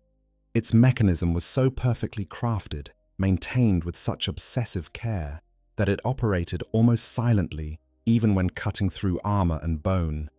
The near silence of the weapon added another layer to Sevatar's fearsome reputation. You might not hear death coming until it was already too late. Sevatar rose through the ranks of the Night Lords with impressive speed, even in a legion known for promoting based on ability rather than seniority. He earned a reputation as someone who always survived when others died, who always found a way to win when victory seemed impossible, who could extract success from situations that looked hopeless to everyone else. He became known for his tactical flexibility, his willingness to do whatever it took to achieve objectives, and his complete lack of concern for concepts like honor or fair play that might constrain other warriors. His most famous duel, the encounter that would cement his legend throughout the Legiones Astartes, was with Sigismund of the Imperial Fists, widely considered the greatest pure swordsman among all the Space Marines. The two met during a joint campaign between their legions, back in the days before the heresy, when such cooperation was still possible. When tensions between the Fists and the Night Lords led to challenges being issued, when pride and rivalry threatened to boil over into actual violence, Sevatar and Sigismund agreed to settle matters through single combat. The duel lasted from dawn to dusk, at hour after hour, of two master swordsmen testing each other in what many observers called the finest display of Astartes bladework they had ever witnessed. By all accounts, Sigismund had the edge in pure technique. His form was flawless, his strikes precise, his defense nearly impenetrable. He fought with the disciplined perfection that characterized the Imperial Fists, every movement economical and purposeful. But Sevatar had something else that compensated for any technical deficiency: creativity, unpredictability, and a willingness to do whatever it took to win. After hours of deadlock, as the sun began to set, and the duel showed no signs of ending anytime soon, as both warriors began to tire from the sustained exertion, even with Astartes' endurance, Sevatar simply headbutted Sigismund in the face. The move was completely unexpected, met outside the bounds of formal dueling, the kind of street fighting tactic that seemed beneath the dignity of Space Marine combat. It broke Sigismund's nose and knocked him to the ground, ending the duel in Sevatar's favor. The watching Space Marines erupted in controversy. Had Sevatar cheated? Had he violated the terms of the duel by resorting to such an unorthodox tactic? Did this invalidate his victory? Sevatar's response was characteristically blunt and revealed his entire philosophy of combat. He had won, and the method was irrelevant. The duel had no stated rules about what techniques were forbidden, so he had used the technique most likely to end the stalemate. That the technique was considered dishonorable by others simply demonstrated that their concept of honor was a liability in actual combat. This incident perfectly encapsulated Sevatar's approach to warfare and to life. He didn't believe in honor as other legions understood it, didn't think there was value in fighting fairly when fighting unfairly produced better results at lower cost. He saw the codes of honor that other Space Marines clung to as artificial constructs, comfortable lies they told themselves to feel better about the violence they committed. The Night Lords, in Sevatar's view, were simply more honest about what they were, killers who dressed up their killing in whatever justification made it palatable to those who needed such justifications. Years later, when Khan of the World Eaters would attempt the same headbutt tactic against Sigismund, the Imperial Fist would be ready for it, having learned from his first encounter. He would slam Khan's face into the ground with devastating effectiveness. But Sevatar held the distinction of being the only warrior to successfully employ such a dirty trick against Sigismund, the only one to last anywhere near as long fighting him, and quite possibly the only person to ever defeat the legendary swordsman in single combat. Sevatar's relationship with Konrad Curze was complex, fraught with tension, and absolutely crucial to understanding how the Night Lords functioned during their final decades as a unified legion. He was one of the very few people who could speak relatively freely to the Primarch, offering opinions and even criticism that others would never dare voice. This wasn't because Kersey liked Sevatar particularly.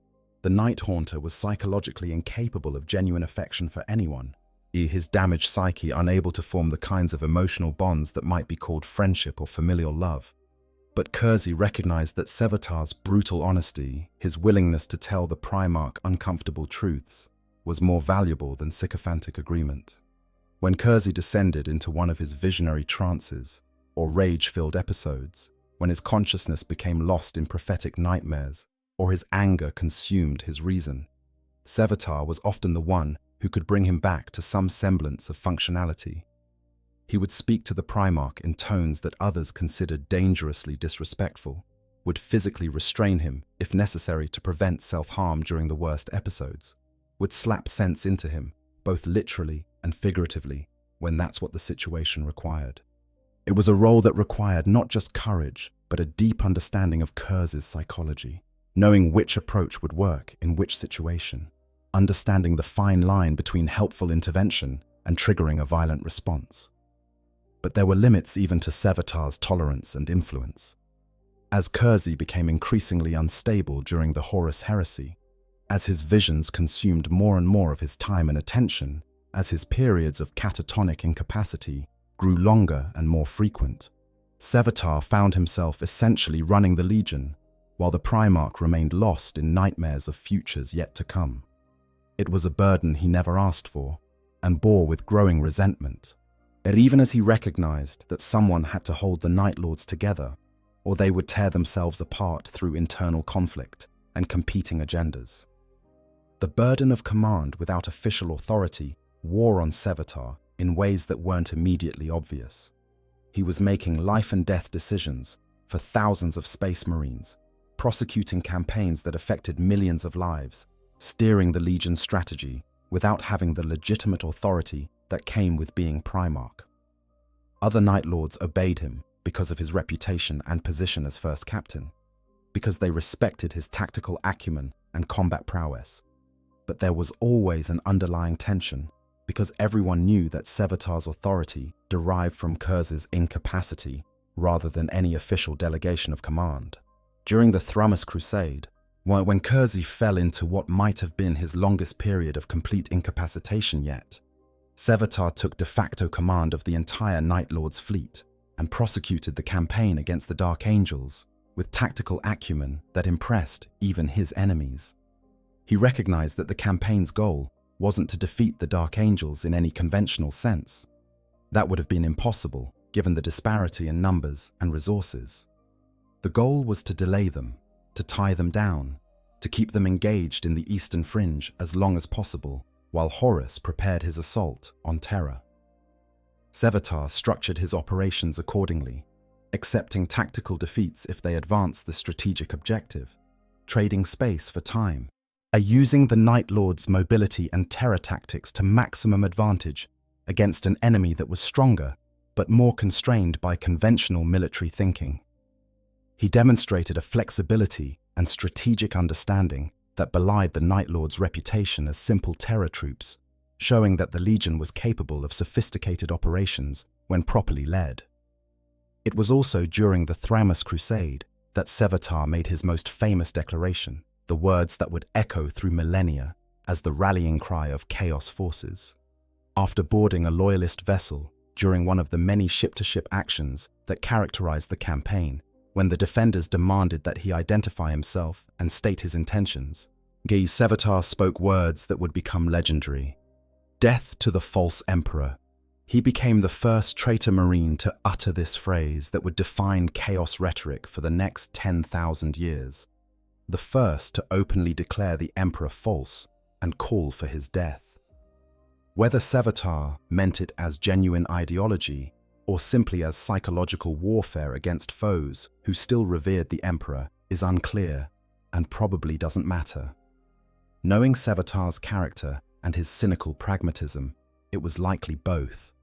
A sincere expression of his view that the emperor had betrayed everything he claimed to stand for, and a calculated statement designed to maximize psychological impact on the loyalist forces who heard it. The phrase was perfect for its purpose, simultaneously declaring allegiance to the traitor cause and undermining the ideological foundation of loyalist resistance. The boarding action against the invincible reason, when Sevatar used his long-suppressed psychic powers to wake Conrad Kurz from his coma, marked a permanent turning point for Sevatar personally. The dam had finally broken, and the psychic abilities he had held in check for decades came flooding out. The contact with Kurz's nightmare-filled consciousness during the awakening should have destroyed Sevatar's mind completely. The sheer intensity of experiencing even a fraction of the Primarch's prophetic visions, the psychological weight of that contact, was more than any normal psyker could have endured and remained sane. But somehow, Sevatar survived the experience, though he was never quite the same afterward.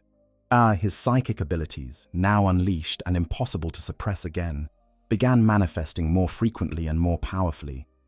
He started having visions of his own, prophetic glimpses that eerily echoed Kurz's torment, though they lacked the clarity and intensity of the Primarch's visions.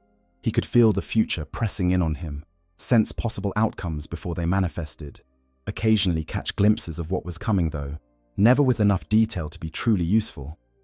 The psychic awakening also meant that the genetic incompatibility Kurz had warned him about was now a ticking time bomb. Sevatar's gene seed, already under stress from decades of suppressing his psychic nature, was now actively rebelling against the presence of abilities that shouldn't exist in a Night Lord. He could feel it happening, a slow corruption spreading through his enhanced physiology, knowing that eventually it would kill him or transform him into something that wasn't quite Space Marine anymore. After his capture by the Dark Angels following the failed rescue operation, Sevatar's fate becomes uncertain and the subject of considerable speculation. Imperial records indicate he was held prisoner aboard one of their vessels, presumably to be brought before the Emperor for judgment once the heresy ended. Dark Angels records from the period mention his incarceration, note his stubborn refusal to provide any useful intelligence despite interrogation, record his sardonic responses to his captors that ranged from darkly humorous to outright insulting. But Sevatar never made it to Terra. At some point during his captivity, under circumstances that remain murky, he disappeared. The Dark Angels claimed he died during an attempted escape, but they never produced a body. Some accounts suggest he simply vanished from his cell, found missing during a routine check with no evidence of how he got out. Other reports hint at chaos during a warp transit, suggesting he might have been claimed by forces from beyond reality. The truth, like so many things about Sevatar, remains shrouded in mystery and contradiction. Theories abound about what happened to the Prince of Crows after his disappearance. Some believe he escaped and rejoined the Night Lords, perhaps becoming one of the warband leaders who would terrorize the Imperium in the millennia following the heresy, his identity hidden to protect him from those who would seek revenge. Others suggest he died in captivity, possibly killed by Dark Angels who couldn't forgive his crimes, or perhaps finally succumbing to the genetic incompatibility between his gene seed and psychic powers. A darker theory, whispered in certain circles and considered heretical by Imperial authorities, holds that Sevatar somehow survived to the present era, that the Prince of Crows still walks the galaxy after 10,000 years.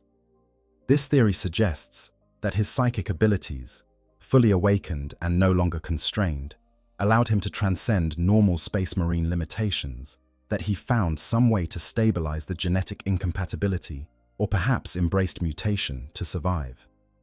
Proponents of this theory point to reports of an ancient Night Lord leading operations with tactics that match Sevatar's style, but such reports are unverified and likely apocryphal.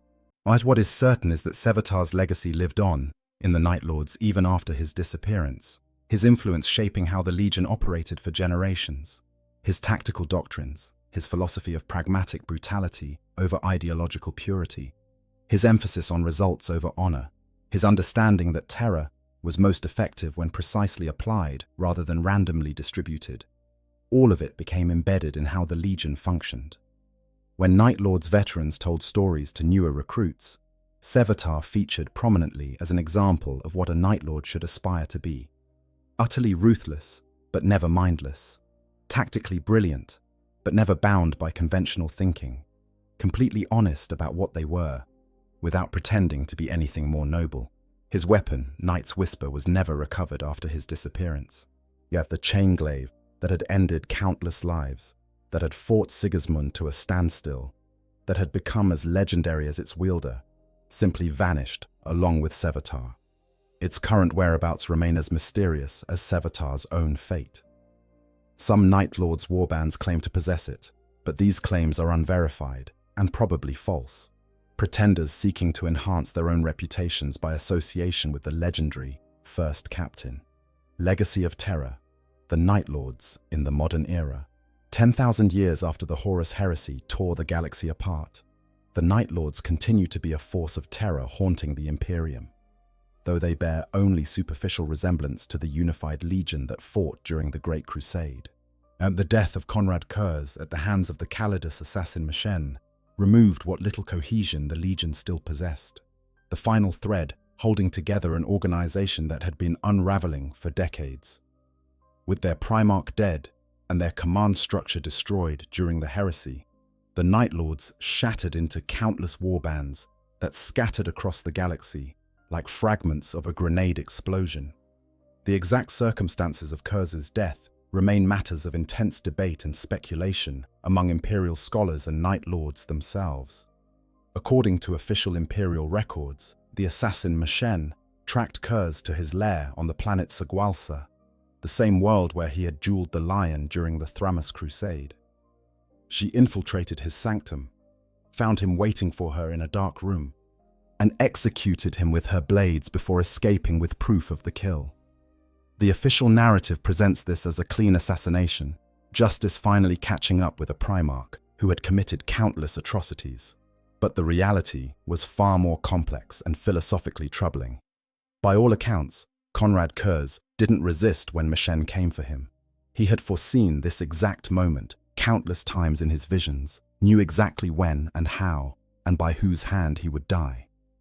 Some reports suggest he actually welcomed the assassin, that he saw his death as final proof that his visions were accurate and the future was indeed unchangeable. In his twisted logic, being assassinated exactly as he had foreseen validated his entire fatalistic philosophy. If he couldn't avoid his own death despite knowing it was coming, then free will truly was an illusion, and he bore no responsibility for any of his actions. Other accounts present a darker interpretation, that Kurz deliberately allowed himself to be killed as a final act of spite against the Emperor and the Imperium. By accepting death at the hands of an Imperial assassin, by not defending himself or trying to prevent his prophesied fate, he was making a statement about the nature of justice and the Imperium's hypocrisy. If the Emperor's justice required assassination rather than trial, if even Primarchs could be killed by agents operating outside the law, then what moral authority did the Imperium have to judge anyone else's actions?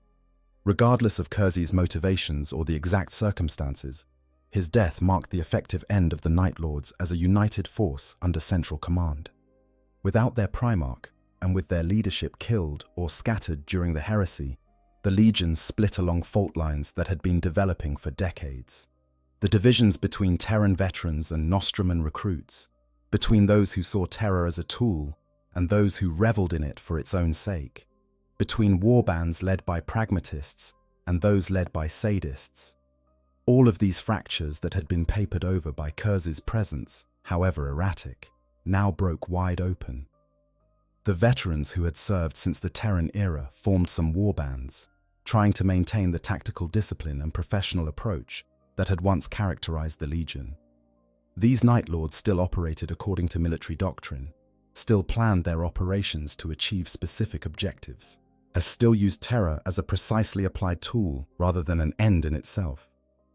They saw themselves as the true inheritors of the Legion's legacy, warriors who understood that fear was most effective when carefully calibrated rather than randomly distributed.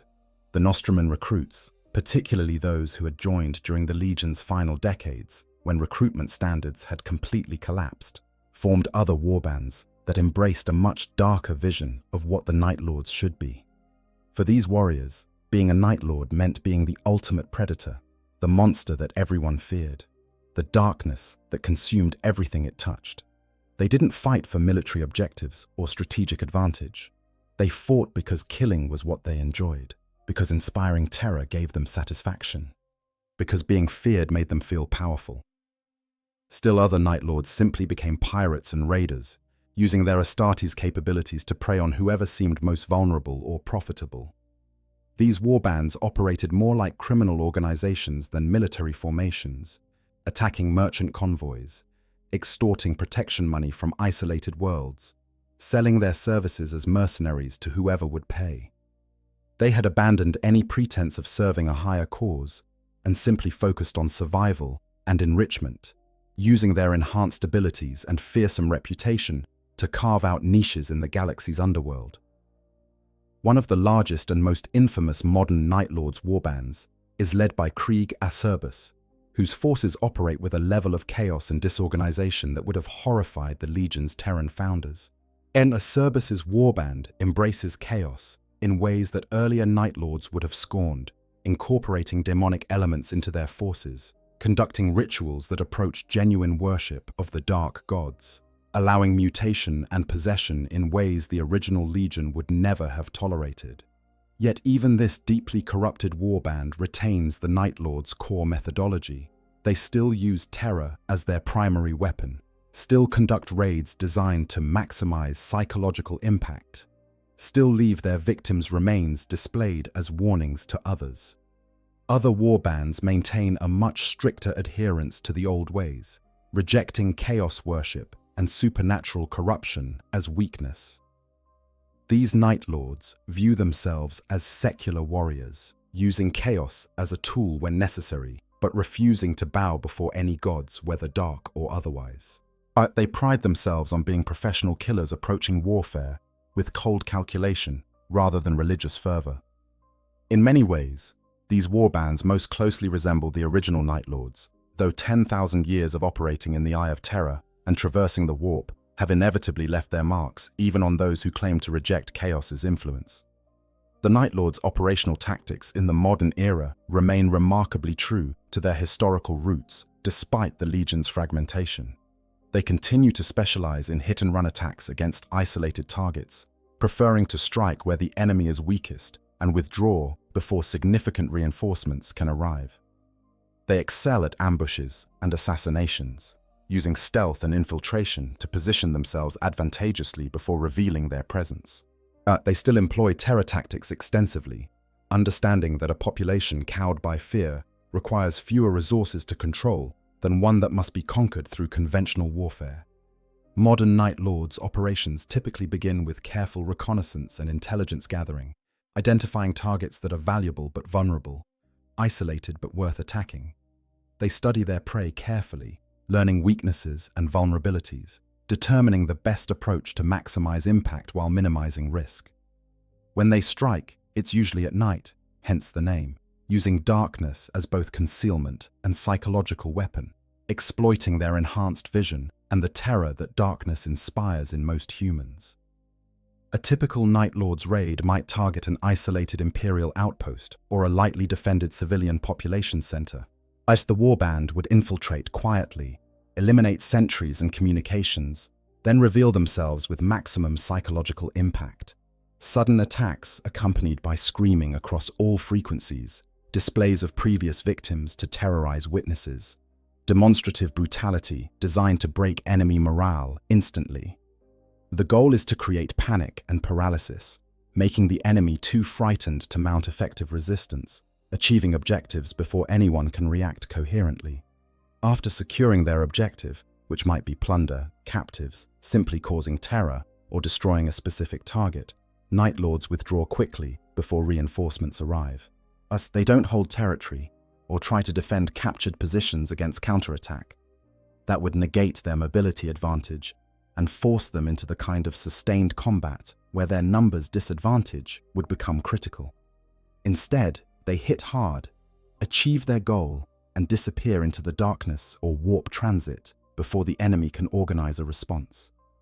One significant development in modern Night Lords methodology is their increased use of prophetic visions as a tactical tool. Many Night Lords possess varying degrees of precognitive ability inherited from Conrad Kurz's gene seed, allowing them to see potential futures and plan their operations accordingly. These visions are far less reliable and detailed than Kurz's were, more fragmentary, more uncertain, but more open to misinterpretation, but they still provide significant tactical advantages when properly used. A warband led by a Night Lord with strong precognitive abilities can position itself to exploit opportunities before they fully materialize, can avoid ambushes that haven't been set yet, can choose battlefields where victory is most likely even before the enemy decides where to fight.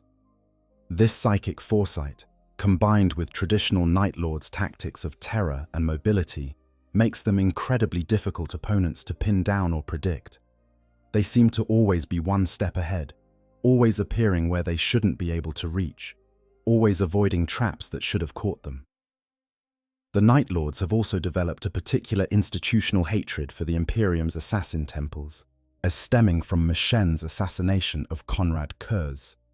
Several warbands have made hunting and killing Imperial assassins a priority objective, viewing it as both revenge for their Primarch and practical measure to reduce the threat these operatives pose.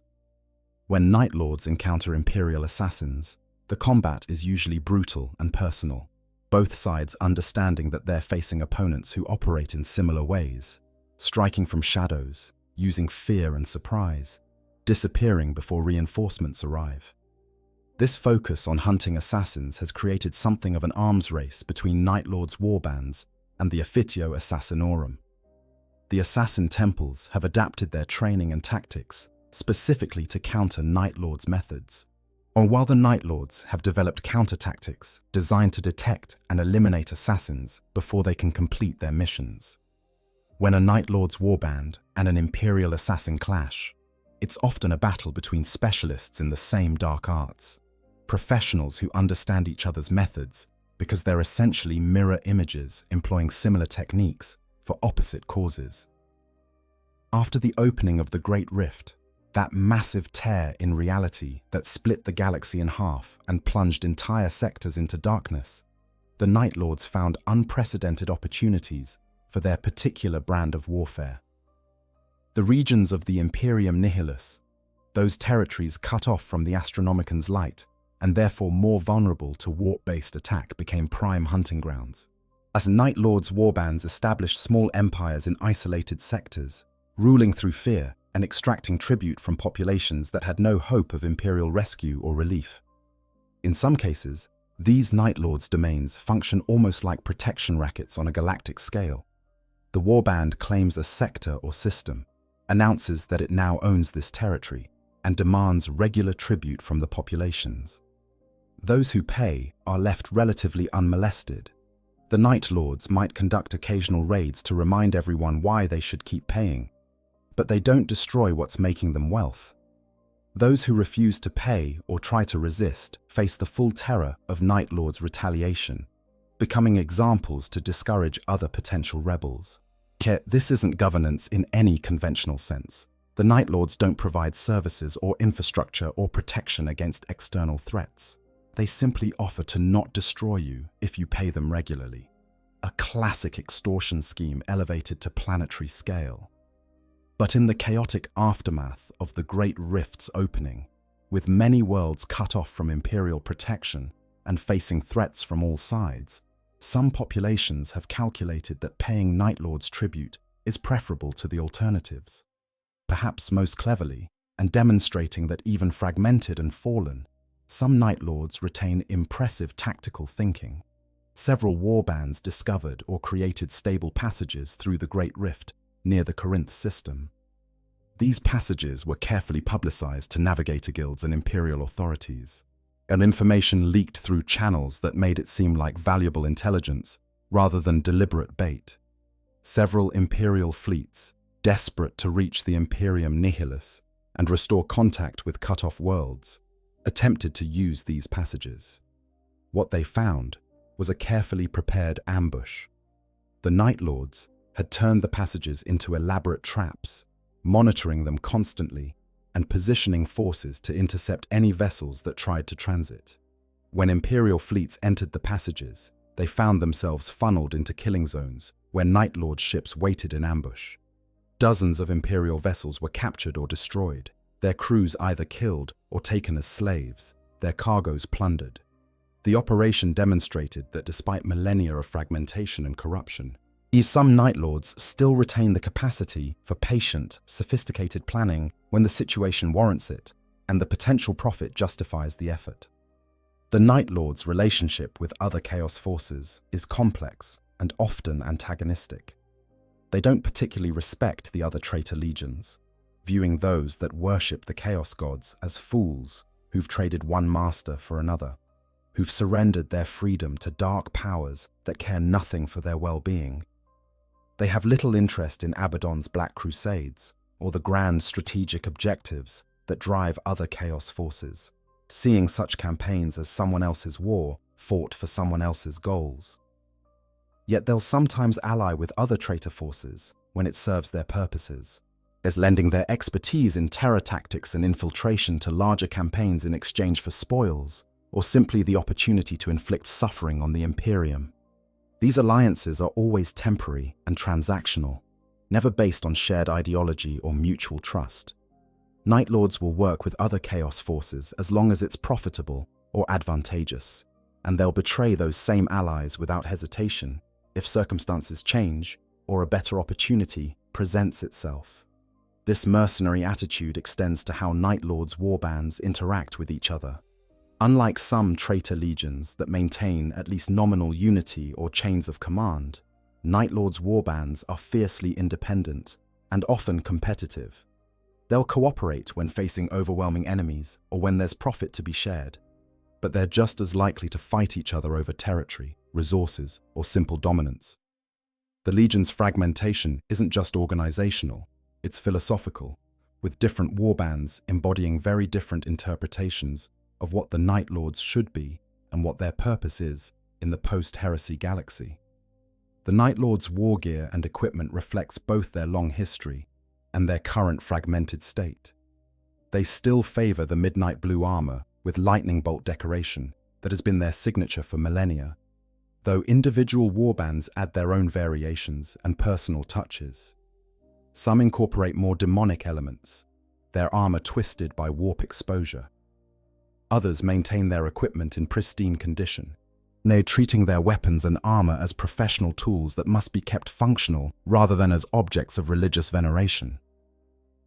Many Night Lords continue the ancient tradition of decorating their armor with trophies taken from victims: skulls, bones, preserved flesh, anything that demonstrates their prowess as predators and contributes to their terrifying appearance. A veteran Night Lord's armor becomes a walking museum of death, each trophy representing a kill or campaign or particularly satisfying victim. The practice serves both practical and psychological purposes. It intimidates enemies before combat even begins. It demonstrates status within the warband. More trophies equals more respect. And it satisfies the Night Lord's cultural emphasis on being recognized as dangerous predators. What the gene seed of the Night Lords continues to be maintained by the various warbands, though the quality and stability vary widely. Some warbands maintain rigorous gene seed purity, screening aspirants carefully and rejecting any that show signs of incompatibility or mutation. Others are far less discriminating, implanting anyone who survives the initial augmentation process, regardless of long-term stability. This variation in recruitment standards means that modern Night Lords can range from relatively pure Astartes, whose gene seed remains stable after 10,000 years, to heavily mutated individuals who are barely recognizable as Space Marines. Certain mutations have become common enough in Night Lord's gene seed to be almost characteristic of the Legion. The pale skin and black eyes that were once adaptations to Nostramo's darkness have become genetic traits passed down through the gene seed, manifesting even in recruits from other worlds. Some Night Lords develop extended canine teeth that give them vampire-like appearances, perhaps reflecting their predatory nature or simply random mutation. Others manifest enhanced night vision that makes their eyes glow faintly in darkness. or develop physical changes, like elongated fingers ending in claw-like nails. More troubling are the psychological changes that seem increasingly common in later generation Night Lords. Many manifest aspects of Conrad Kurz's prophetic curse, experiencing fragmentary visions of possible futures that can range from tactically useful to psychologically damaging. As some develop sadistic tendencies that go beyond what military effectiveness requires, taking pleasure in causing suffering in ways that suggest genuine psychological disorders. Others show signs of the fatalistic nihilism that characterized their primarch, believing that the future is predetermined and their actions don't matter, which can manifest as recklessness or apathy depending on the individual. The recruitment practices of modern Night Lords warbands vary as widely as their philosophical approaches and operational methods. Without a central source like Nostramo or Terra's prison sinks, each warband must secure its own aspirants through whatever means it can. Some raid Imperial worlds, kidnapping children who display appropriate characteristics: cruelty, survival instinct, lack of empathy, capacity for violence. They look for the same qualities that made the original prison sink recruits effective, seeking out damaged individuals who can be molded into effective Night Lords. Others recruit from the populations they terrorize, offering individuals a choice between remaining prey or becoming predators. This approach has the advantage of providing aspirants who are already traumatized and brutalized, who've seen what Night Lords can do and understand viscerally what they're signing up for. It also serves as psychological warfare. When a population sees some of their own joining the Night Lords, it reinforces the message that the only rational choice is to side with the monsters rather than be their victims. Still others create new gene seed using corrupted methods, producing space marines, through processes that wouldn't meet any standard of purity or safety. These Night Lords are often heavily mutated from the moment they complete their transformation, their bodies and minds twisted by the chaotic energies involved in their creation. They tend to be unstable and short-lived, but they can still be effective in combat. And warbands that use these methods don't care much about long-term viability. They're looking for immediate combat power rather than warriors who'll serve for centuries. This decentralized and varied recruitment means that the character of Night Lords warbands can differ dramatically based on where and how they acquire new members. A warband that recruits from hive world gangs will have a different culture and approach than one that takes aspirants from death worlds, which will differ from one that raids civilized Imperial worlds for its recruits. Yet all of them maintain certain core Night Lords characteristics inherited through the gene seed and reinforced by training. The emphasis on fear as a weapon, the tactical flexibility and preference for mobility over holding ground, the cynical pragmatism that prioritizes results over honor. Perhaps the most significant aspect of the modern Night Lords is their complete and unwavering rejection of faith in anything, a philosophical stance that sets them apart from most other chaos forces and gives them a certain consistency despite their fragmentation. While they operate in an environment saturated with chaos, while they see demons regularly and experience warp phenomena as part of their daily existence, yet the Night Lords refuse to worship the dark gods or any other powers. They view religion of any kind, whether worship of the Emperor or veneration of chaos gods, as weakness, a crutch for those who can't face the universe's essential meaninglessness. This atheistic materialism is almost unique among Chaos Space Marines. Most traitor legions have embraced chaos worship to some degree, whether as devoted servants of specific gods or as opportunistic users of dark powers. But the Night Lords maintain their secular stance even after 10,000 years of exposure to the warp's corrupting influence. They acknowledge that chaos gods exist in some sense, but they don't worship them. The dark gods are tools to be used when necessary, dangers to be avoided when possible, but never beings worthy of genuine devotion or religious feeling. Or when Night Lords use chaos powers, or demon weapons, or warp-based abilities, they do so pragmatically and transactionally rather than religiously. They're not praying to dark gods or seeking demonic favor. They're using whatever tools are available to achieve their objectives. This utilitarian approach to chaos means they're less likely to be consumed by it than warriors who approach dark powers with religious fervor, though it doesn't make them immune to corruption. 10,000 years of warp exposure leaves marks on anyone, and Night Lords are no exception. This rejection of faith extends to how Night Lords view their own purpose and existence. They don't fight for the glory of the dark gods like some traitor legions. They don't seek demonic ascension or transformation into something post-human. They don't believe they're serving some higher purpose or destiny. They fight because that's what they were created to do, because fighting is what they're good at, because the galaxy is a cruel place, and they prefer to be predators rather than prey. It's a nihilistic worldview that would be deeply depressing if the Night Lords were inclined toward introspection or existential contemplation, but most of them simply accept it as reality and move on. This philosophical consistency, this refusal to embrace the grand narratives and epic purposes that other chaos forces construct, gives the Night Lords a certain grim authenticity. They don't pretend that what they do is noble or serves any cause beyond their own survival and satisfaction. They don't dress up their atrocities in religious language or claim to be fighting for humanity's evolution or the destruction of a false emperor. They're killers who kill because that's what they are, predators who hunt because that's their nature, and they're brutally honest about it in a way that can be almost refreshing compared to the self-justifying rhetoric of other chaos forces. Conclusion: the shadows that never fade. The Night Lords represent something unique and disturbing in the Warhammer 40,000 universe, a faction defined not by faith or ideology, but by methodology, not by what they believe, but by how they fight. They are terror incarnate, walking nightmares who've spent 10,000 years perfecting the art of fear. They've weaponized humanity's most primal emotion, studied it with the dedication that others apply to religion or philosophy, refined it into a precision tool that can break armies and civilizations without firing a shot.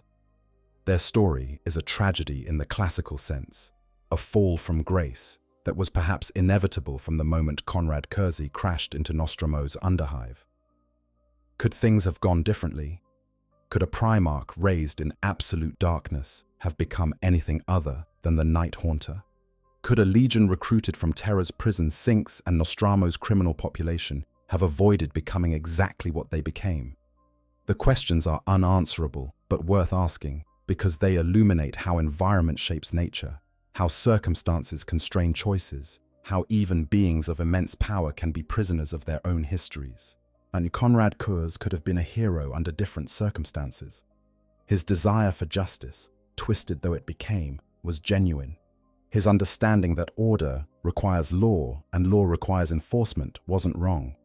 His tactical genius and strategic thinking were on par with his brothers who remained loyal. But he was broken from birth by visions that showed him a future he believed couldn't be changed. Raised in an environment that reinforced the worst possible lessons about human nature. Given a legion that embodied darkness rather than transcending it. And so he became the Night Haunter, the monster that Nostromo created, and he created a legion of monsters in his image. The Night Lords could have been the Imperium's necessary evil, the weapon kept in reserve for problems that required solutions other legions couldn't provide. They could have been the dark reflection that made other legions appear heroic by comparison, the cautionary tale about what happens when you embrace pragmatism without restraint. They fulfilled this role during the Great Crusade, achieving results that justified their methods by the cold calculus of military logistics and strategic efficiency. But the cost of that efficiency was paid by the Night Lords themselves, who became what they pretended to be until the pretense and reality became indistinguishable. Yet even in their fall, even after their betrayal and fragmentation and 10,000 years of darkness, the Night Lords fulfilled and continue to fulfill necessary functions in the galaxy's grim ecosystem. Someone has to wage war in the shadows. Someone has to understand that fear can achieve what force cannot. Someone has to be willing to commit atrocities that others won't, to embrace methods that more civilized warriors find repugnant, to be the monster in the darkness that keeps worse monsters at bay through sheer intimidating presence. The Imperium found during the Great Crusade that having a legion capable of and willing to conduct terror operations was incredibly useful. The territories pacified by the Night Lords stayed pacified for years, simply out of fear of what would happen if they rebelled and the 8th Legion had to return. The rebellions suppressed by Night Lords' intervention collapsed faster and with fewer Imperial casualties than conventional military operations would have required. The examples made of those who defied Imperial authority sent messages that echoed across entire sectors. Yes, it was ugly and brutal and morally repugnant, but it was also effective in ways that couldn't be denied. The modern Imperium, even though the Night Lords now fight against it, still benefits from their reputation. The threat of Night Lords' intervention, the possibility that a traitor warband might target a rebellious planet, serves as deterrent even now. Populations that might consider defiance remember or learn about what the Night Lords did during the heresy and calculate that submission to Imperial authority is preferable to attracting that kind of attention. The Night Lords as bogeymen serve Imperial interests even when the Night Lords themselves are enemies of the Imperium. In the 10,000 years since the Horus heresy, the Night Lords have become legends, stories told to frighten children and keep populations compliant. Behave or the Night Lords will come for you is a threat that carries weight across the Imperium, even on worlds that have never seen a Chaos Space Marine, even in sectors where no Night Lords warband has operated in living memory. Their reputation has taken on a life of its own, becoming a psychological weapon that works even when no actual Night Lords are present. Every shadow could be hiding one of the 8th Legion. Every unexplained death could be their work. Every darkness could conceal them watching and waiting. And the terrifying truth is that sometimes, occasionally, it really is them. Sometimes those shadows really do conceal warriors in midnight blue armor, decorated with trophies of previous kills. Sometimes those deaths really are carefully staged to maximize terror and send messages. As sometimes the nightmares are real and physical and coming for you with chainsaws purring in the darkness. The Night Lords endure not despite their methods, but because of them. Terror is perhaps humanity's most primal and enduring emotion, hardwired into our brains by millions of years of evolution, impossible to fully overcome no matter how advanced we become. Those who can weaponize it effectively, who understand its psychology and can deploy it with precision, will always find employment in a galaxy where war is eternal and mercy is weakness.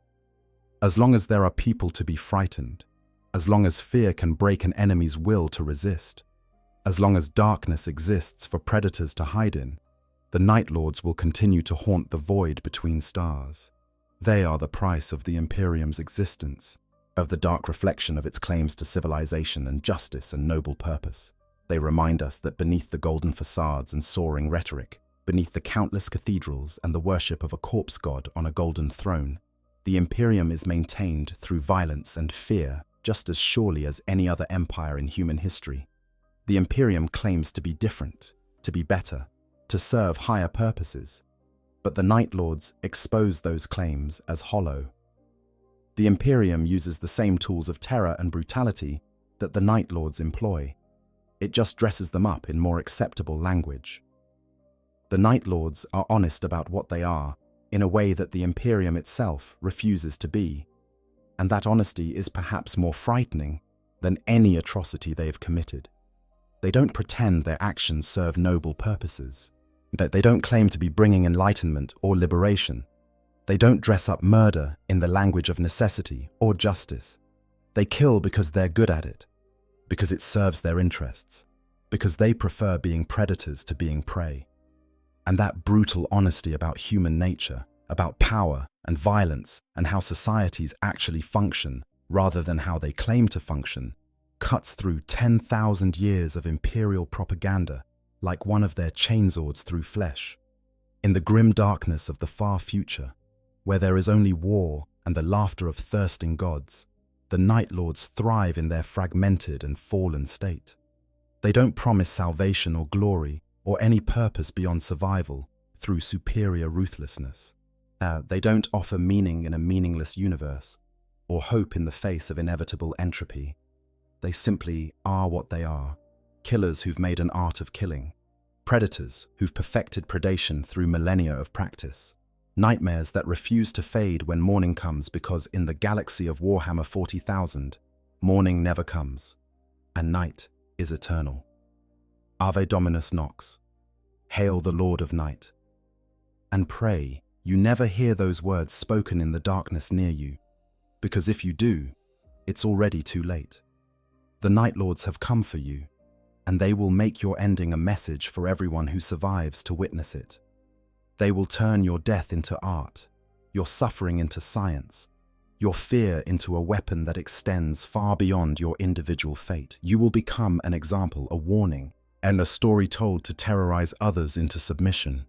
And long after your body has been displayed and disposed of, long after your name has been forgotten, the fear you felt in your final moments will echo through the minds of those who heard what happened to you. That is the legacy of the Night Lords. Fear that transcends individual deaths, terror that outlives its victims, darkness that persists even when the source of that darkness has moved on to claim new prey. They are the most feared legion in Warhammer 40,000, not because they're the strongest or the most numerous or the most successful, but because they understand fear in ways that no other faction can match. They've studied it, refined it, weaponized it, made it into their entire identity and purpose. And in a universe of endless war and constant horror, it's in a galaxy where humanity faces extinction from 1,000 different threats, in an Imperium maintained through violence and oppression, and the constant threat of punishment for disobedience. The Night Lords serve as a reminder of what we're all capable of becoming. They show us what happens when civilization's restraints are removed, when morality becomes optional, when the only law is survival and the only virtue is effectiveness. They are the darkness inside all of us, given form and purpose, and 10,000 years to perfect its craft. Thank you for joining me on this deep exploration into the Night Lords, one of Warhammer 40,000's most fascinating and terrifying factions. If you enjoyed this comprehensive look at the 8th Legion, their history, their methods, and their dark philosophy, please consider subscribing to Q on 40,000 and hitting that like button. Your support helps the channel grow and allows me to create more in-depth content like this, exploring the darkest corners of the 40,000 universe and uncovering the stories that make this setting so incredibly rich and compelling. In future videos, we'll continue exploring other factions, famous battles, legendary characters, and the philosophical and practical questions that make Warhammer 40,000 more than just a setting for tabletop battles. We'll venture into other dark corners of the galaxy, meet other monsters and heroes, and examine what makes this universe so endlessly fascinating to millions of fans worldwide. Until then, stay safe out there in the darkness, and remember, the shadows aren't empty, the silence isn't peaceful, and the darkness you see when you close your eyes might not be imagination. In the grim darkness of the far future, there is only war, and some warriors have made that darkness their home, their weapon, and their identity. The Night Lords are watching from the shadows, and they will come for you when you least expect it, when you think you're safe, when you've almost convinced yourself that the nightmares aren't real. Ave Dominus Nox. The night is eternal, and the Night Lords are its heralds. I hope you guys enjoyed the story. Make sure to hit the subscribe, like, share button, whatever you want. Give me some feedback if there's any. And yeah, sleep well.